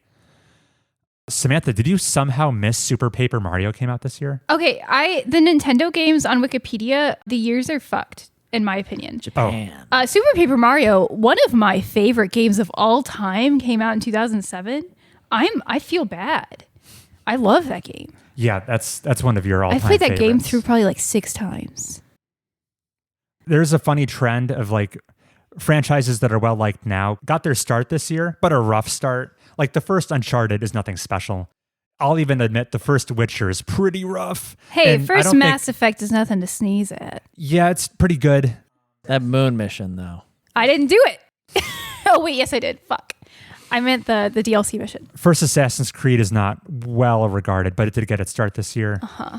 And then, just because it's Chris, I'm not going to miss my chance to mention that Persona 3 came out this year, reinventing what the Persona franchise was. This is the first game to introduce the calendar system. Also, the first game where And social links. characters shoot themselves in the head to load their powers. It's always really cool when they do it. So yeah, 2007, iconic year at the very least.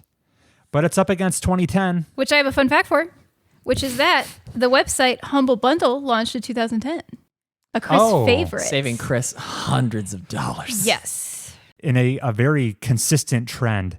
The highest reviewed game of 2010 is basically the highest reviewed game of 2007 because it's Super Mario Galaxy 2, also with a 97. We shouldn't have blown past Super Mario Galaxy, which is a fantastic game. And Galaxy 2 was just like more of the same.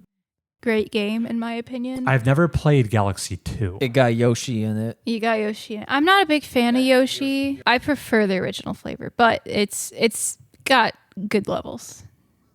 What else came out this year, Chris? I'm going to take the opportunity to say Mass Effect 2 came out this year.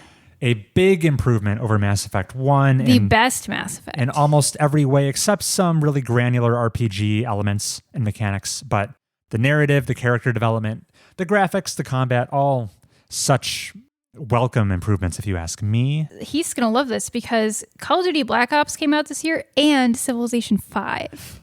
Oh, yeah. What do you want? What do you have to say about Civ 5, Heath? Oh, this is my most played game ever. If you forced me to play it right now, I would probably miss meals. Other ones? Clearly important game. Other ones that came out this year include God of War 3, Red Dead Redemption. Wait. We can't just blow past Red Dead Redemption. I mean... Partner. Go ahead, Chris. Oh, What in tarnation? It was the first Rockstar game I really connected with. The storytelling was it's so movie. It was novel to me at the time. We also have Fallout New Vegas, Assassin's Creed Brotherhood. I played a lot of Liar's Dice in Red Dead Redemption. Fun game. Yeah, but you sold it in real life when you lost really bad.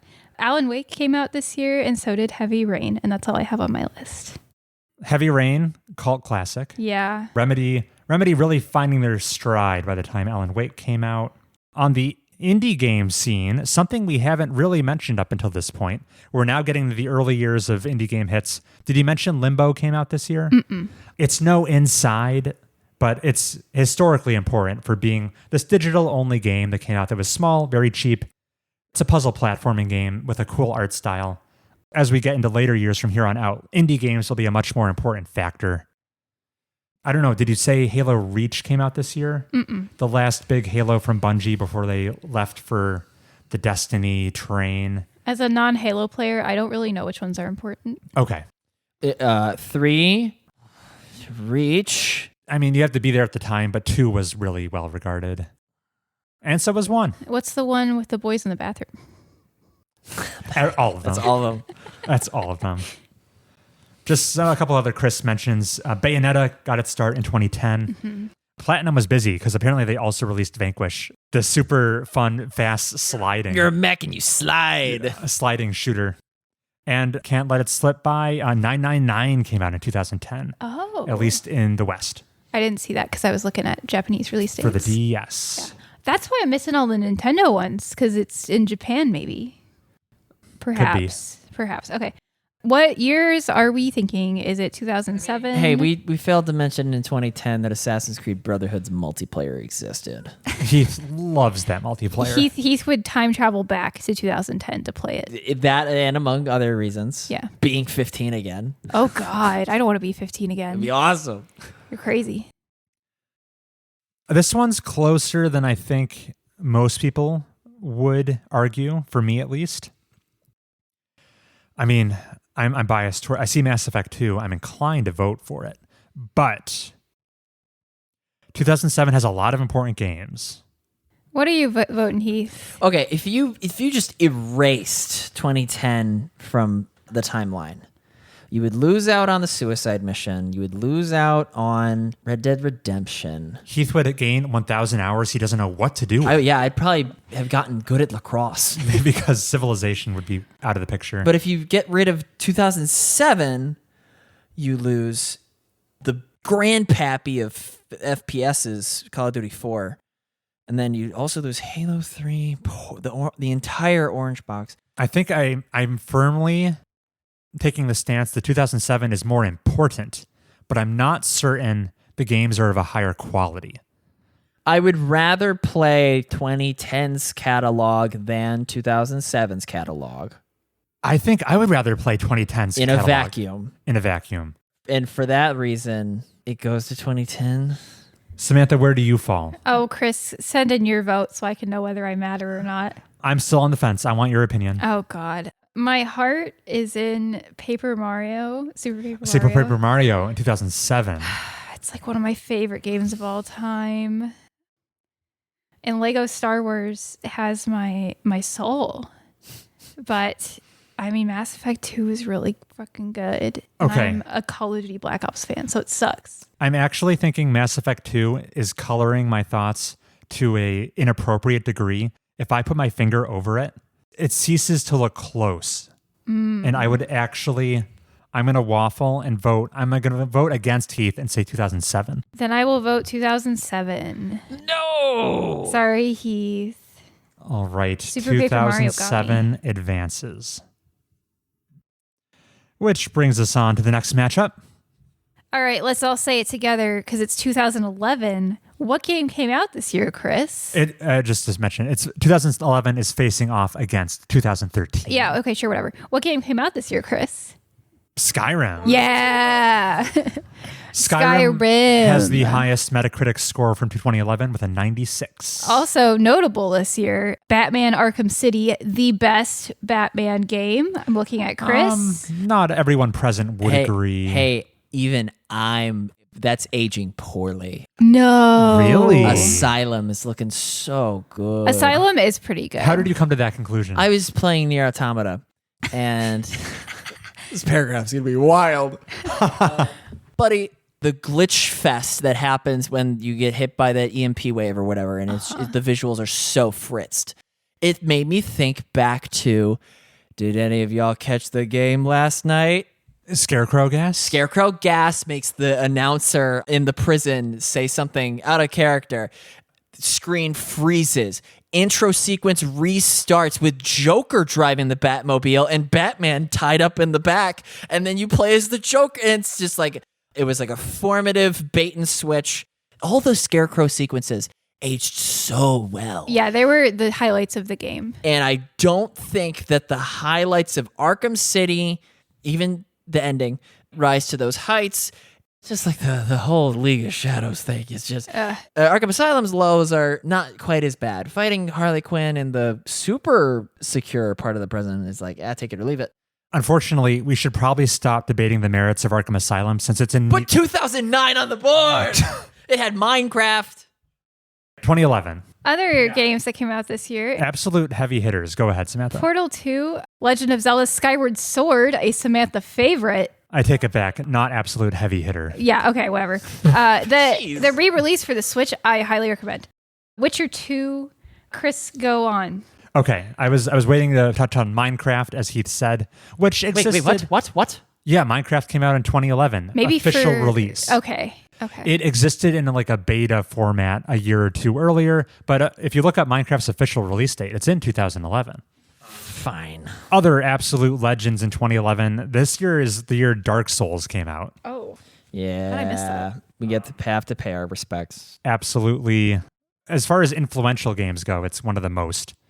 Hey, Supergiant Games got their start this year releasing Bastion, although it's my least favorite of their catalog, but important nonetheless. Sign of the times, more indie games coming out. Some big AAA stuff came out, like Uncharted 3 came out. Gears of War 3 ended the trilogies of these big third-person shooter games with big budget production value behind them. Some more off-the-beaten-path RPGs. Samantha said The Witcher 2, which is much better than Witcher 1, but still no Witcher 3. And Deus Ex got a reboot with Human Revolution this year that people were pretty hot on. I actually have fun facts about this year, Chris, if you're done. I'm done. All right. I have two. One, this was the year of the infamous PSN network death. For where like it was, a month. Yeah, it was gone for 23 days. So if you wanted to play Call of Duty and you had a PlayStation, You just couldn't. You just couldn't. Also, this is the year that Twitch launched. Oh. Famous game streaming site. That sounds about right. Yeah. Launching of many Fortnite child's careers. Mm-hmm. In years to come. But let's examine the competition. 2013. Which I have a fun fact about, and I will say now. Okay. Nintendo named this year Year of Luigi. Ah. I remember that. Go ahead, Chris. Say what you want to say. Sure. So the highest reviewed game of 2013 is Grand Theft Auto 5. Yes. Still the most recent GTA release with a 97, but also very highly reviewed were The Last of Us and BioShock Infinite. Kind of this trio of games was competing for the Game of the Year awards this year. I don't know. Does anyone want to speak more on any of those three right now? No. Okay. I mean, GTA 5 is still the best GTA game. It's its own institution. It's yeah. Buddy, 2013 is ass compared to 2011. Really? Okay. Well, I have some more. Yeah, we have more. Let me go. Sure. Because I have A Link Between Worlds, another Legend of Zelda game. Yeah. What does that look like? Mass Effect 3 Citadel DLC came out this year. Okay. Which, if you're in the know, Mass Effect 3 needed some fixing. Citadel did that. If Citadel provided. Stanley Parable came out this year. Yeah, this was kind of the launch of the walking sim trend. And even though I'm mid on Stanley Parable, I can understand what it did for the genre. Stanley Parable and Gone Home were both this year. Wolf Among Us came out this year. Yeah, partially. It wasn't fully out. Episodic. Because of the episodic releases. And the only game I'm going to list that Chris doesn't have on his list for sure is Tomodachi Life, which is a 3DS game that nobody cares about, but I really liked. What a game. Look at all those not me's. Are they technically me's? No, they're not. Wow. They kind of are, though. This is because your Nintendo dates are messed up, I presume, Samantha, but Fire Emblem Awakening came out this year. God damn it. Yeah. Which was kind of responsible for the Fire Emblem resurgence we're still enjoying. Yeah. That's the one that brought the series back to relevance. Really well liked. One of the stronger Assassin's Creed games came out this year for Black Flag. Mm-hmm. Not since Pirate Yakuza, Get the title right. like a Dragon Pirate Yakuza in Hawaii, have we had an authentic Shiver Me Timbers pirate simulator game like that. Sea of Thieves. True, that's true. The Tomb Raider reboot came out this year. That's worth a mention. This is kind of outside of our wheelhouse, but this is a huge release. Dota 2 came out in 2013. Oh, yeah. I saw it and I deliberately didn't put it on my list. Okay, yeah. We need not elaborate. Yeah. And then just a little Chris slip it in there. Brothers: A Tale of Two Sons came out this year. I did see that. Another little smaller indie game popping up. All right. Making waves. Which year are we picking, boys? 2011. Get in. I agree with Heath, 2011. Go home, Chris. I am actually 100% in agreement with you guys. I included 2013 because so many of the lists I observed were like, man, 2013 was really strong. So I'm like, it had to be there. But I personally disagreed. It felt really top heavy, where it was just GTA and Last of Us bolstering an otherwise middling year, I think. Yeah, I'm like, if any of us love GTA 5, we'd be mad right now, but we don't care, maybe. Yeah, And I evidently love not. Skyrim. 2013 was the wrong year to play video games. It was no wonder Chris and my friendship started in 2014. Which is not on the list. 2014, historically very weak year. For these. Shit. Oh, fuck. So we're moving on to the next matchup. These are two heavyweights because we have 2017 versus 2018. And I have a fun fact for 2018. Okay. Which is that Chris put this in the bracket because Spyro, the Reignited trilogy came out, but then he put it against 2017 because the Epic Games Store was born this year. This is all conjecture. None of this is official. Yeah, don't pay attention to any of that. Anyways, 2017, let's just list a billion games. 2017 is ridiculous. I nicknamed 2017 Pearl Harbor 2. because of how many Japanese games Japan came out. invasion. There's a tie for the best reviewed game of the year on Metacritic. Tied with at 97 is both Legend of Zelda Breath of the Wild and Nintendo competing with itself, Super Mario Odyssey. I mean, Breath of the Wild deserves the win there. Sorry, Odyssey fans. This is the year the Switch came out. It is. Big year. Will you do the honors or shall I? I would be pleased as punch to do the honors. All right. I've got a boner for 2017. Not only because Persona 5 came out this year. Excellent. No need to say more. Hey, we talked about it earlier this episode. Nier Automata came out this year. There was this just a renaissance of really somewhat niche but high quality Japanese games. So I'm going to point to, Persona 5 Nier in the RPG space, but also Resident Evil 7 came back, rejuvenated that franchise after it had really lost its way with 5 and 6. returned to its roots, much more intimate survival horror, but first-person perspective. That was kind of new and funky. That's welcome to the family, son. Welcome to the family, son. Yeah. But no, Japan kept on delivering banger after banger. Yakuza 0 came out in 2017 in the West, which the reason we're in an all-you-can-eat Yakuza buffet these years can be attributed to Yakuza 0 coming out, being so damn good that the West finally paid attention to the franchise. It was my entry into Yakuza. And this is just for Samantha and I, Japan continuing to deliver because we wrapped up the Danganronpa games this year. Because V3 Killing Harmony came out with a controversial, but I think inspired ending. What a great visual novel. I'm going to keep going. Let me have a turn. Oh, okay. Cuphead came out this year. Ooh, yeah. On the back of so many stellar indie games. What Remains of Edith Finch. Many people's favorite walking simulator. Hollow Knight. Yeah, Metroidvania perfection. And in a different vein, we also have Shadow of War. Well, I wasn't done with indie games. Okay. Because you left out Supergiant appears this year with Pyre. No, that's more of a me thing. Heath didn't like it. He gave up after he hit the main menu or something. Doki Doki Literature Club came out this year. Oh, crap. I didn't know that. Very subversive visual novel. Yeah. Maybe it's an indie game, maybe it's not, but Hellblade Senua's Sacrifice came out this year. That's on my list. No, it didn't. Sorry. That was a reference. I said Shadow of War, which Chris just talked about on this very podcast. Horizon Yes. Zero Dawn. Right. And the last one I have on my list is Fortnite. Yes. So forget everything we said. This is also the year Players Unknown Battlegrounds and Fortnite came out. Dude, the dorms were crazy. Yeah. You knew a lot of PUBG or Fortnite players. You just walking through the hall on RA Patrol and just seeing everybody dropping. Not in the case of PlayerUnknown's Battlegrounds because you spawn on the ground. Right. But it would just be, you would see 66 players remaining, 40 players remaining, and it was ubiquitous. When did Pokemon Go come out? 2016. Yeah, the year prior, right? So just the campus was awash with gamers outside and gamers inside. It was crazy. Right. Phenomenons anywhere you wanted to be. So yeah, Battle Royale games, the craze got its start in 2017. Samantha, shame on you. I don't think you mentioned Prey came out this year. God damn it. From Arcane Studios. Yeah. Excellent immersive sim. Maybe my favorite. I love that game. If you can stand even a basic horror game, go play that game. It's so good. It's really impressive how free form and how much agency you have to solve that campaign. Do you have any more to say about 2017 or if we glazed it up sufficiently? It's pretty glazed. I'll just say, since it has such a high review score, we failed to mention the precursor to a later game we're going to be talking about, Baldur's Gate 3. Larian really popped off with Divinity Original Sin 2 this year with a really high 93 on Metacritic.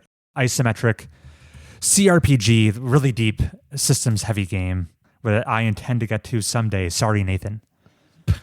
Now into 2018, which is going to lose. But I think it puts up an admirable fight. Mm-hmm. Even if it's destined to lose. Shall I? Yeah. We got Into the Breach, a fan favorite here. Red Dead Redemption 2. Which is the highest reviewed game of the year with a 97. God of War, Super Smash Ultimate, Call of Duty Black Ops 4, Spider-Man, Dead Cells, Return of the Obra Dinn, and Celeste is what I got on my list.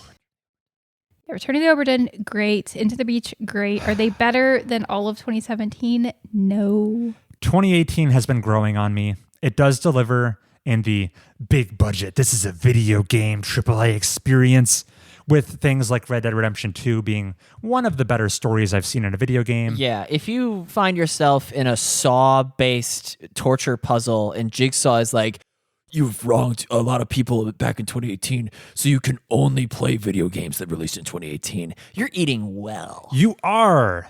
On the big budget side, Red Dead, the God of War reboot landed and was better than anyone anticipated. I loved it. Really, really good. Really good. We got maybe the best Smash Bros. Edition with Ultimate. Yes, but it was a flash in the pan. Yeah, it lost its luster a little bit. Spider-Man, huge deal. The most popular superhero in the world got a great video game.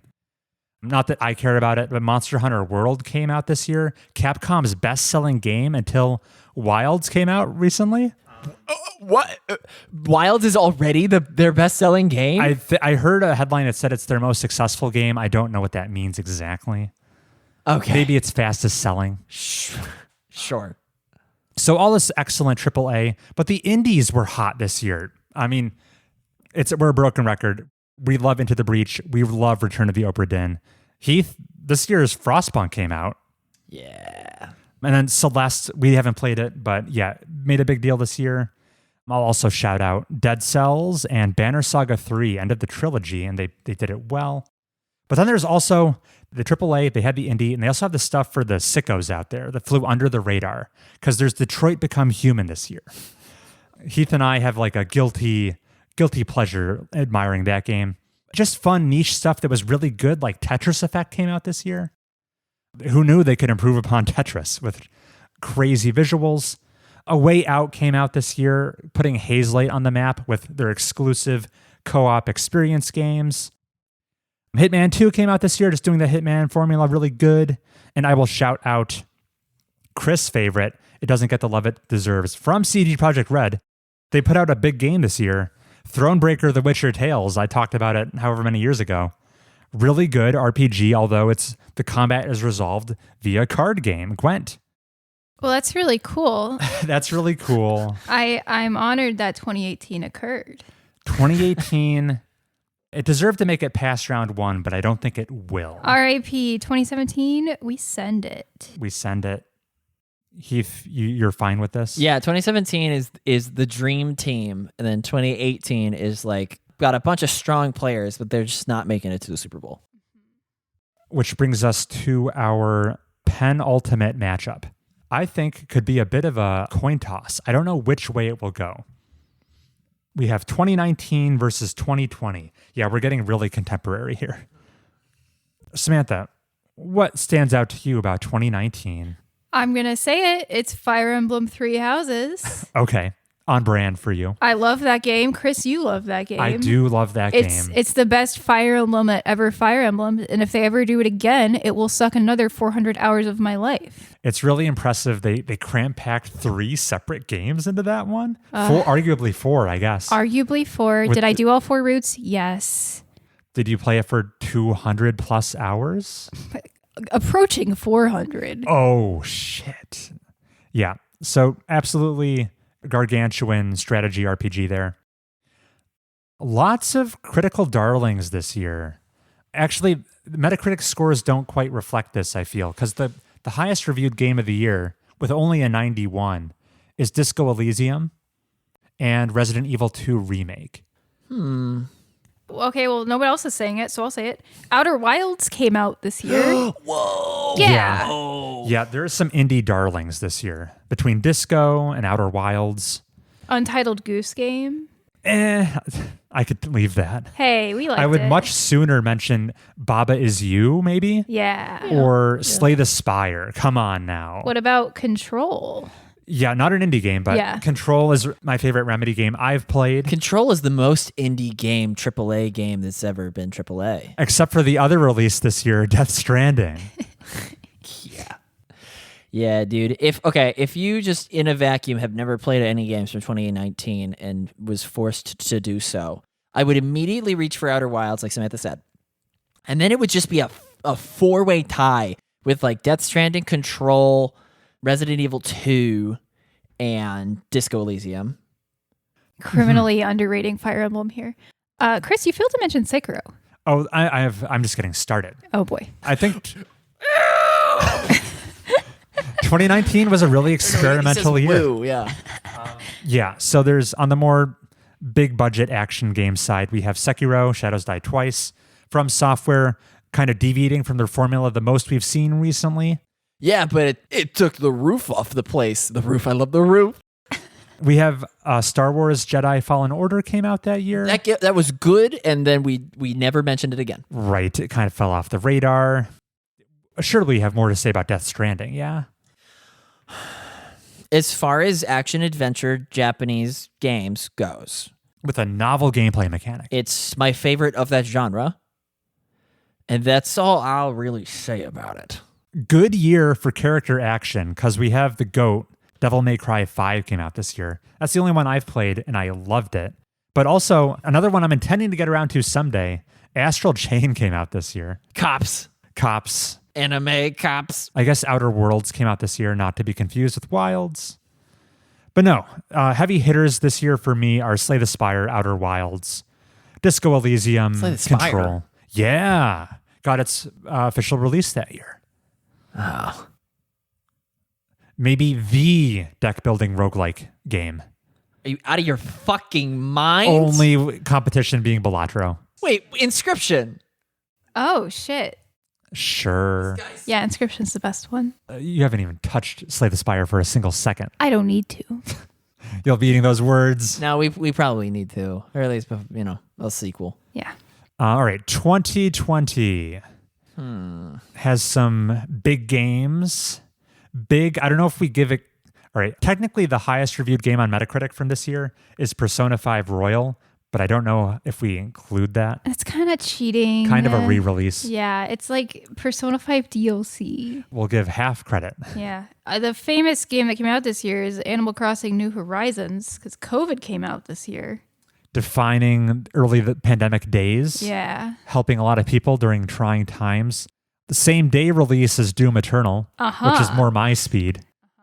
From a pure game feel, shooting mechanics standpoint, it might be my favorite single-player first-person shooting game. So, high praise. Pretty good year for big RPGs. I'm looking at 3 of them. Final Fantasy VII Remake came out this year, and people were pleasantly surprised by that. Admittedly, it's only the first chapter of the remake trilogy, but hey, off to a strong start. Yakuza Like a Dragon reinvented the Yakuza franchise, made it turn-based, introduced a new protagonist. I cannot wait to get to it. I wish I could say more, but people seem really hot on the new direction. And I don't know what you guys are going to say about this, but I'm giving 2020 credit for Cyberpunk 2077 coming out this year. It was good for some people who played it on a high-end PC. Maybe we should give 2023 the credit for Cyberpunk. We'll give them the Phantom Sick burn. Liberty credit, I guess. But no, Cyberpunk 2077 is becoming one of my favorite games. Oh, 2020 gets half credit for Cyberpunk. Lots of half credit this year, I guess. Hey, Chris, you're the Supergiant guy. Oh, I'm getting to it, but what are you mentioning, Samantha? Oh, you know. Hades. Okay, yeah. Hades, probably my most played game from this year. Who knew Supergiant had the knack for making a roguelike? And apparently they do. And I played it for over 100 hours, and it was excellent. Heath, you've been a little quiet. Well, I played Animal Crossing, and that was it for 2020. That wasn't it, because I have it on good authority. What? You got along better than you expected with 13 Sentinels. Oh, which came out this year. Yes, it did. If you plot ambitious stories across with enjoyment, ambitious stories would be the independent variable, and then enjoyment would be the dependent variable. 13 Sentinels is as far to the right and as high as some of the other video games that I like.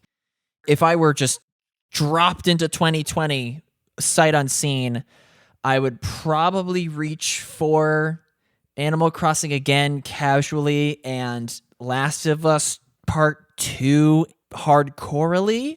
We failed to mention that one yet. There's a couple I have that you haven't mentioned. Yeah, I'm gonna keep going, but you can. Yeah, let me have my day. Somebody please keep going. Spider-Man Miles Morales came out this year. I was gonna say Sony had a strong showing in general because this is the year the PlayStation 5 and the Xbox Series X came out. From Sony, I'm counting 4 big games: Last of Us Part 2, Ghost of Tsushima debuted, Spider-Man Miles Morales, and the Demon's Souls remake, exclusive to the PlayStation 5. Did anyone say Half-Life Alyx yet? No one has said that yet. People like that one. And Arguably the best virtual reality game that's been made so far. the last one, I say this in the same vein as Fortnite. Among Us came out this year. No, Hey. it didn't. What? Oh, Among Us came out in 2018 and no one noticed.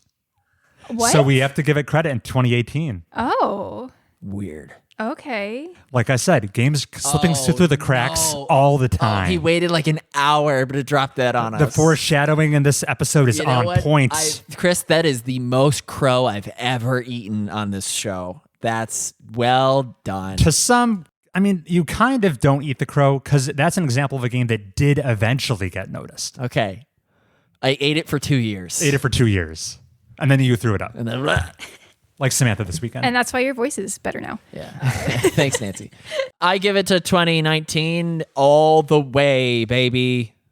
I just wanted to shout out, I really like Ori and the Will of the Wisps in 2020. Oh, yeah? You'd be bashing while the pandemic be smashing? I've tried so hard. I'm also 2019, so I don't care. Okay, I'm outruled. I'll just say, to be on the record, this one is so close, I'm not sure which way to call close? it. It's close? Chris cares about the 2020 games more than we do. Oh, because Cyberpunk and Doom Eternal? Yeah. And Yeah, Hades I and love Persona Hades. 5 Royal. I cream for Persona 5 Royal. Just okay, well. 2017's got your juice. Drink it. But 2019 is no slouch, so I will advance 2019 since the other co-hosts feel strong. Yay. Which brings us to our final round 1 matchup. Which is comparing yesterday to the day last week. It's 2023 versus 2024. This will really age the poorliest if we did it wrong. I think the most eyebrow raising thing I probably did with these choices is I selected 2017 through 2020 all in a row. But it's good. You know, we're on the cutting edge. We're on the cutting edge. Okay. 2023. 2023 has a tie for the highest reviewed game of the year, tied at 96. It's Baldur's Gate 3 versus Tears of the Kingdom. That's a Zelda game. That's a Zelda game that Samantha has played on this show. I'm the only one who's played it because you guys are not in touch. Do you have anything to say about it? Comparing it to Breath of the Wild? Okay, my heart belongs to Breath of the Wild, but mechanically, Tears of the Kingdom is the better game.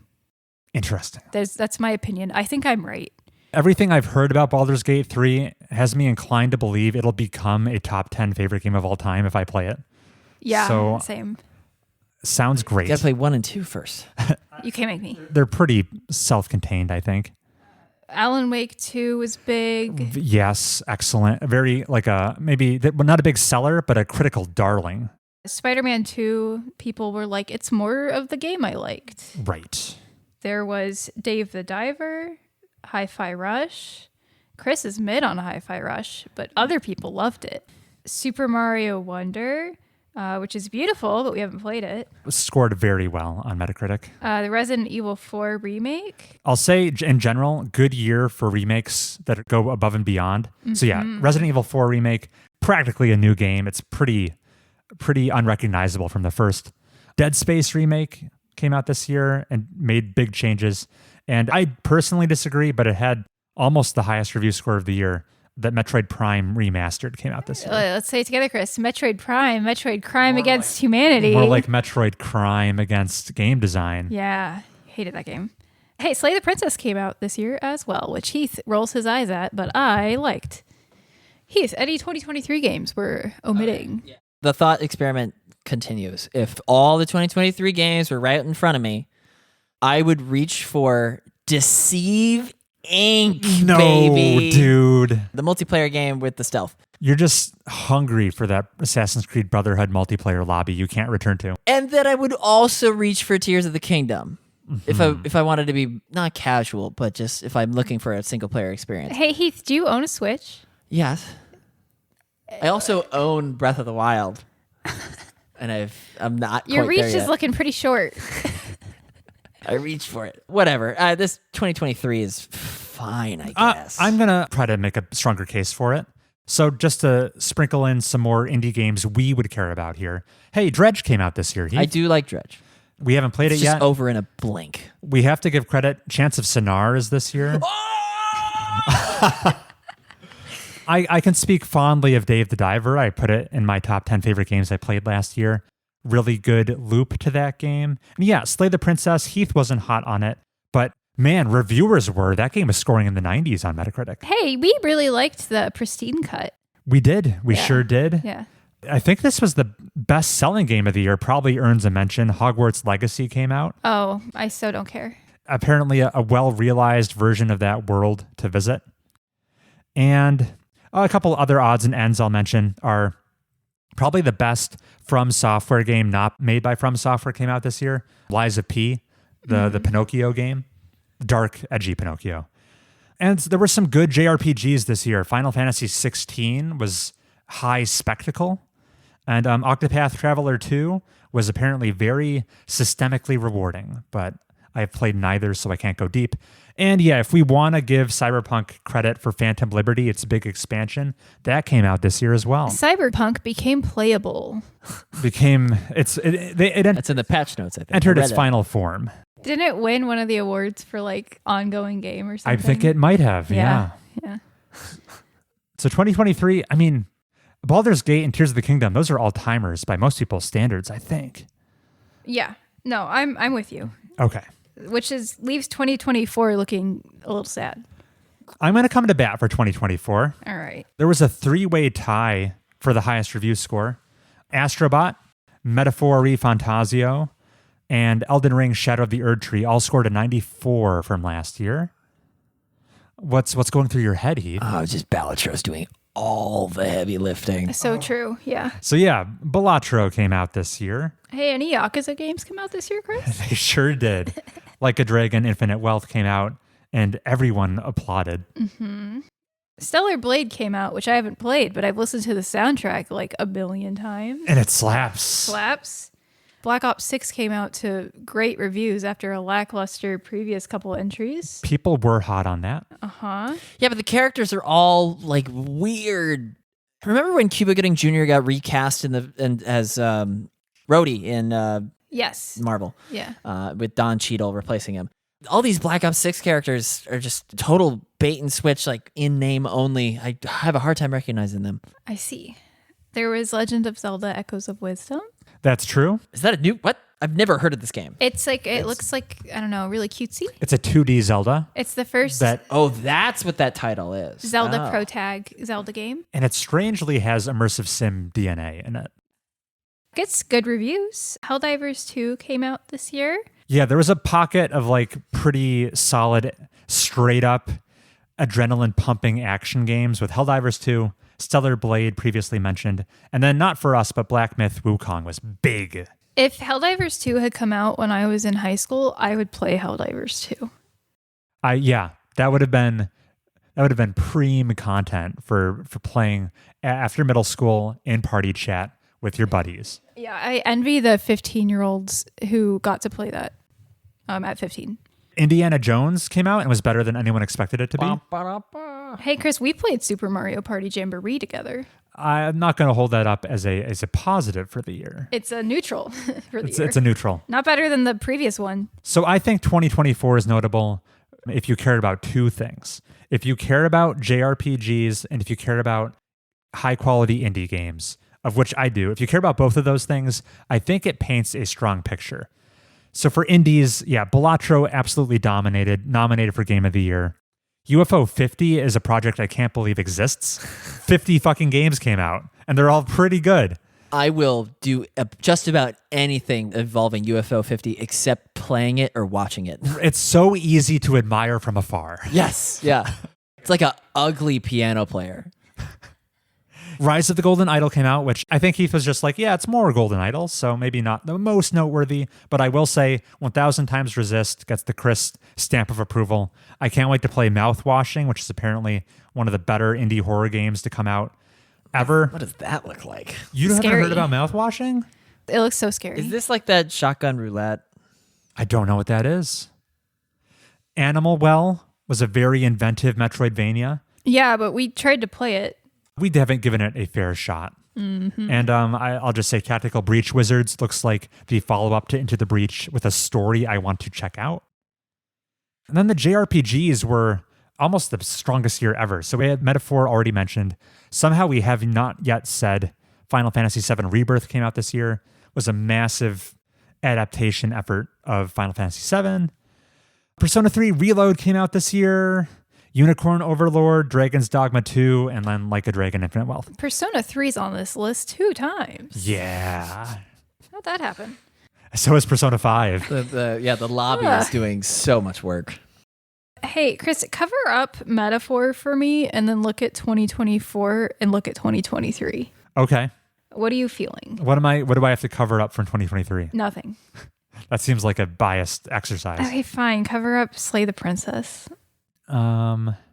I think the race is closer than you're maybe giving it credit for. Okay. I agree with Chris. That being said, it's 2024 all the way. Interesting. Oh, okay. Heath votes 2024. Yeah. Well, Chris, you're voting 2024, so I think the boys have it. Just put those 2 years back to back. There is a twofold difference in the number of hours played. If you just tally up in-game time, 2024, just twice as much time spent. And you know exactly where all that time is going. Samantha, it sounds like you're firmly in the 2023 camp. Yeah, I mean, I guess I'm more excited for Baldur's Gate 3, and I thought Tears of the Kingdom was really good. I'd be sad to lose it. Here's where I'm at. I'm a single issue voter. I'm on the fence. I'm a swing voter right now because while I think the releases of 2024 appeal a little more to my personal sensibilities, I think 2023 is overall, taking a more impersonal perspective, a bigger year for video games with a more well-rounded catalog. I mean, I've been voting So then you have to choose that one.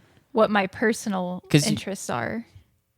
That's the more brave choice.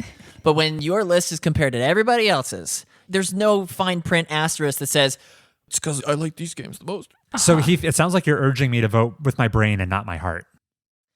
That's how I do all my best voting. Any final appeals for either of you to swing me one way or the other?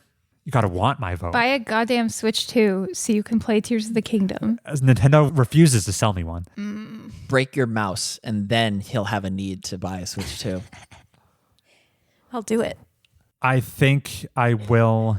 I'm going to push 2023 forward. It's just I'm a silver tongue.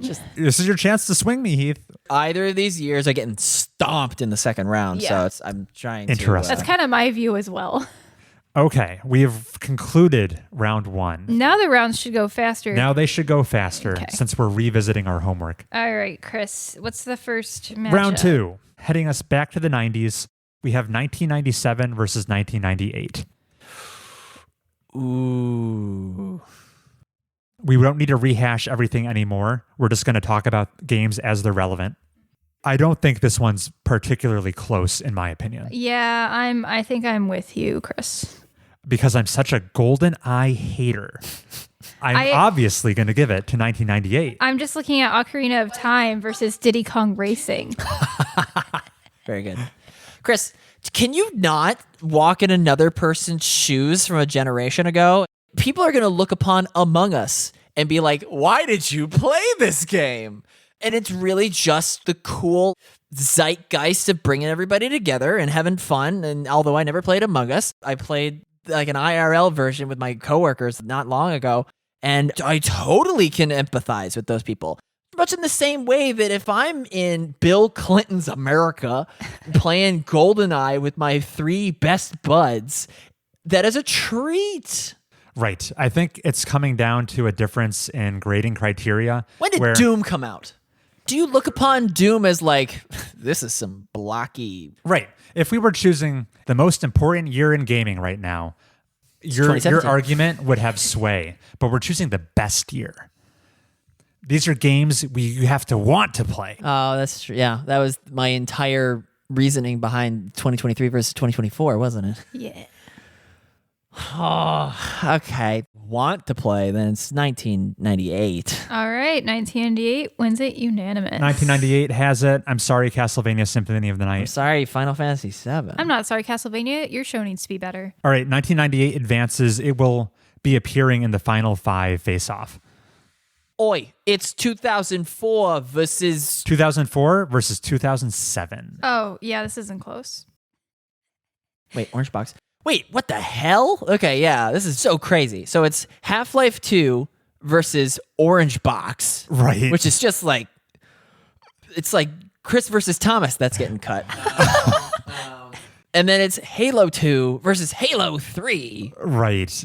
Everyone agrees. It's 2007. I mean, yeah, it's 2007. How exciting. I think 2007's catalog of games goes far deeper. Many have called 2007 the 2017 of the aughts, not just for numeric reasons. The highs of 2007 are equal to the highs of 2004. So just its deeper roster just carries the day, I think. 2007 is my vote. R.I.P. to Sims 2. Yeah. All right. 2007 advances to the final 5. Easy. Deeper roster being the Ratatouille game. All right. Oh, crap. Okay, let's do it. All right. We have a next matchup is 2011 versus 2017. This sucks. darn. Oh, my 2011 deserved better. Some big 2011 proponents, it sounds like. No, I mean, I'm voting 2017, but I'm sad to see 2011 go. What is paining you so much? Oh, come on, Chris. You know what's paining me. Skyrim? Yeah. I see. I like Skyward Sword. I like Arkham City. Whatever he says about it being less fun to return to, but No, I mean, being the second best Arkham game is still a compliment. yeah. Yeah. Right after Arkham Knight. Glad we all agree. That's No. wrong. I don't think so. And then the really nerdy guy goes, actually, Arkham Origins was pretty good. And then we beat him up.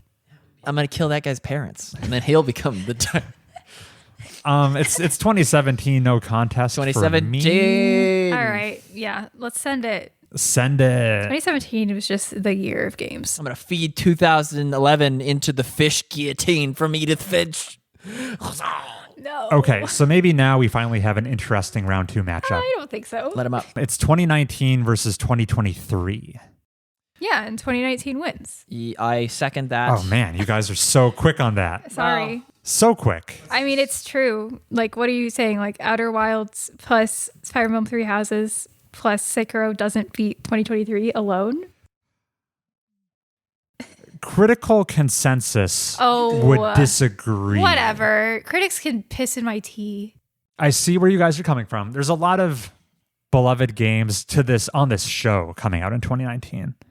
Where, I mean, if you just look at how games were received, though, 2019 failed to get anything reviewed above a 91, where 2023 has 96s, 94s. I'm sorry, I thought you were dating Chris Ellman, not an aggregate public consensus. If this bracket is Hive just mind. what's the average Metacritic rating for this year, this one wins. That's so boring. Which is why we are absolutely not doing that. Yeah. I just wanted to cover our bases. We're acknowledging we're differing from critical consensus here. Tears of the Kingdom and Spider-Man 2 are both more of what is good, but they're standing on the shoulders of giants.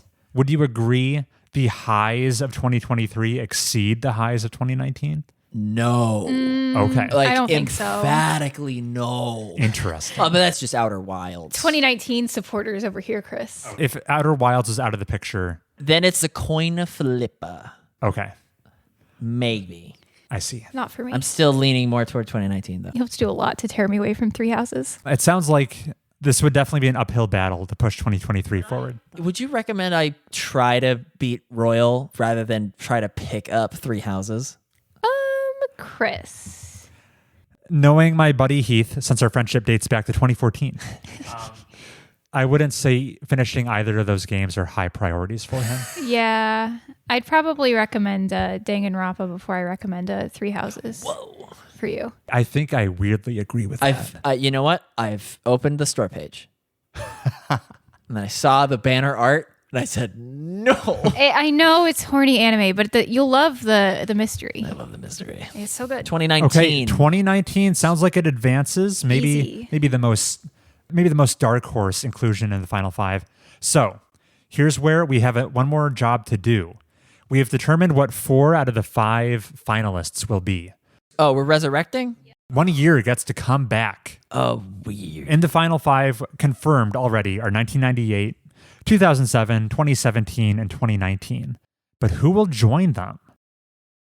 2010? 2011. Heath proposed 2010. Yeah. Samantha threw out 2011. Yeah. If I was going to pick one, Chris is picking 2023. I was going to say 2018 deserves a second look. If no one gives me their support, I know whose support I will give.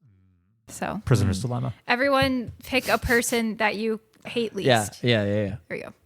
Does anyone feel like they're having their preferences shift after looking things over? Like Samantha said, I am staunchly 2010.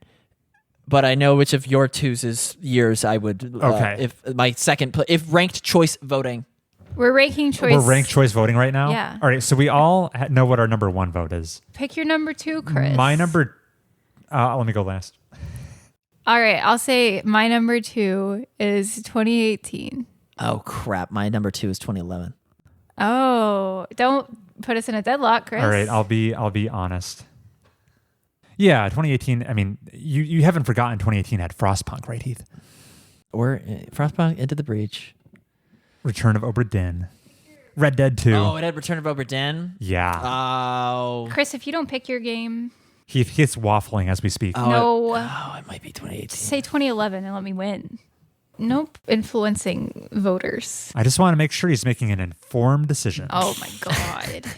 Yeah, I'm going to erase Skyrim from existence so that I can play Return of the Obra Dinn. Yeah, 2011. I'm happy with 2011. Okay, the 2011s have it. 2011 comes back from the dead. To be fair, if I could pick 2, I would pick 2018. So, Okay. Good pick. All right, then. The final 5 years that we must figure out the ranking for are 1998, 2007, we ranked them. 2011, 2017, and 2019. Start at the bottom. Start at the bottom. Since we all made a list. I'm proposing we slot 1998 at the bottom. Everyone claps. I too had 1998 as the bottom. Yeah. Okay, that's going to be a little controversial for the Gen Xers out there, but we're young and we're hip and we're cool. They needed to have more 2s. Half-Life 2, Metal Gear 2, StarCraft 2. Mm-hmm. Right. What do you guys suggest we do next in 4th place? 4th place. 2007. Oh. What'd you say? I was thinking 2007 as well. Oh, then I'm outvoted. So Well, what were you thinking? 2011? Okay. That's got your Skyrim in it, though. I was know. going back and forth between those two. We both had 2011 higher than you. I put 2007 second. Second. Fine. Oh, wait, well, let's talk. That's a pretty big discrepancy. So that warrants further discussion. Maybe we move on and see where compromises can be made. All right. What do you guys think should be 3rd place? 2011. I said 2011. I mean, my list is fucked because I put 2007. Wait, we're There. carbon copies so far. So far, Heath and I are of a single mind. Wait, we're going to be carbon copies the whole way. Yeah, you are. I just went in ascending order. That's not true. Wait, that's not true. My years are in ascending order. You monster. Whoa. Oh, wait. Except for the last one. There we go. yeah, there you go. Yeah. I was like, he's crazy. All right, what's second place? It's 2019. I put 2019 in second There you place. go. Everybody agrees. Okay, first place is 2017. 2017, I did it Man. as well. If we get another year like 2017 in the next decade, I'll consider ourselves very lucky. Yeah. So you were originally suggesting 2007 in second place? Yes, but I'm willing to put 2019 there. I think that's fine. Did you originally have 2019 in third? Yes. Okay. So you're willing to elevate 2019. Yeah, I think 2019 finishing in second is weird but fun. I like it. I like it too. So we just need to finalize 2007 and 2011, whether they belong in third or fourth. Chris, 2007 has your beloved Mass Effect. Yeah, but I've always been on the record that original Mass Effect, there's a gap between my enjoyment and the other two. Well, I mean, I am the Skyrim girl, so I'll let you guys put it in third if you prefer it there. I'll put up no fight. Sorry, why are we hemming and hawing? Because Samantha, well, we were in agreement initially, Heath. Samantha had 2007 like multiple steps above 2011. Yeah, but I just gave up. Lame. I want to go lie in bed. You gotta finish my episode. In the words of John Master Chief, finish the fight. Because he had a game in 2007. Well, if I put 2011, like if I'm basically arguing against myself, so I don't want to do that. I love 2011. It's got Skyrim. Sure. I'll say that our forefathers being Halo 3, BioShock, Portal, Mass Effect, Galaxy. But no, 2011. 2011's got the juice. All right, then let's put 2007 in fourth. I'm willing to flip. No. What is he doing? I'm willing to elevate 2007 to third. No, you guys convinced me to flip the other way. Okay. Yeah. then we're going to let it lie. Yeah. All right. So in conclusion, going from the 5th best year of all time for gaming to the 1st, in 5th place, it's 1998. In 4th, it's 2007. In 3rd, it's 2011. In 2nd, it's 2019. And the best year for gaming was 2017, according to Mobius Tubes. You've heard it here first. I think when everyone hears this list, everyone's going to be mad about something, but everyone's going to hear 2017 at the top and be like, yeah, that's probably right. It's hard to be mad about it. Yeah. What What a year. It was such a confluence of great games. It was crazy. Samantha, you mentioned while you were researching this topic on Wikipedia, you're going from year to year, and almost every entry of Wikipedia began with, this year was known for being a remarkably good year for gaming. Yeah, a lot of the years Chris picked, I was like, okay, Wikipedia, which one is it then? They can't all be bangers. Yeah. But apparently they can. But we chose the top 5 bangers, and now you know them too, listener. Yeah, if you're in the Saw Trap Heath mentioned, make sure you're in the 2017 Saw Trap. But if you wake up and you're in the 2011 Saw Trap, Start cutting off your leg. you can't be that mad. Yeah. You can play Skyrim for 1,000 hours without getting bored. You're fine. All right, we're going to close out this podcast now. Folks, if you want to write in and tell me encouraging words that I can think about while I'm playing Nier Automata for like the 8th time, you need only write into mobiustubespodcast@gmail.com. That's mobiustubespodcast@gmail.com. We'll read every listener email. Been a while since we had one, so please do write in. Thank you for recording with us, Samantha, despite the fact that you woke up in a sorry state. Oh, yeah. I'm in rough shape. You're an absolute trooper. Yeah. Okay, bye. Okay, see you next time.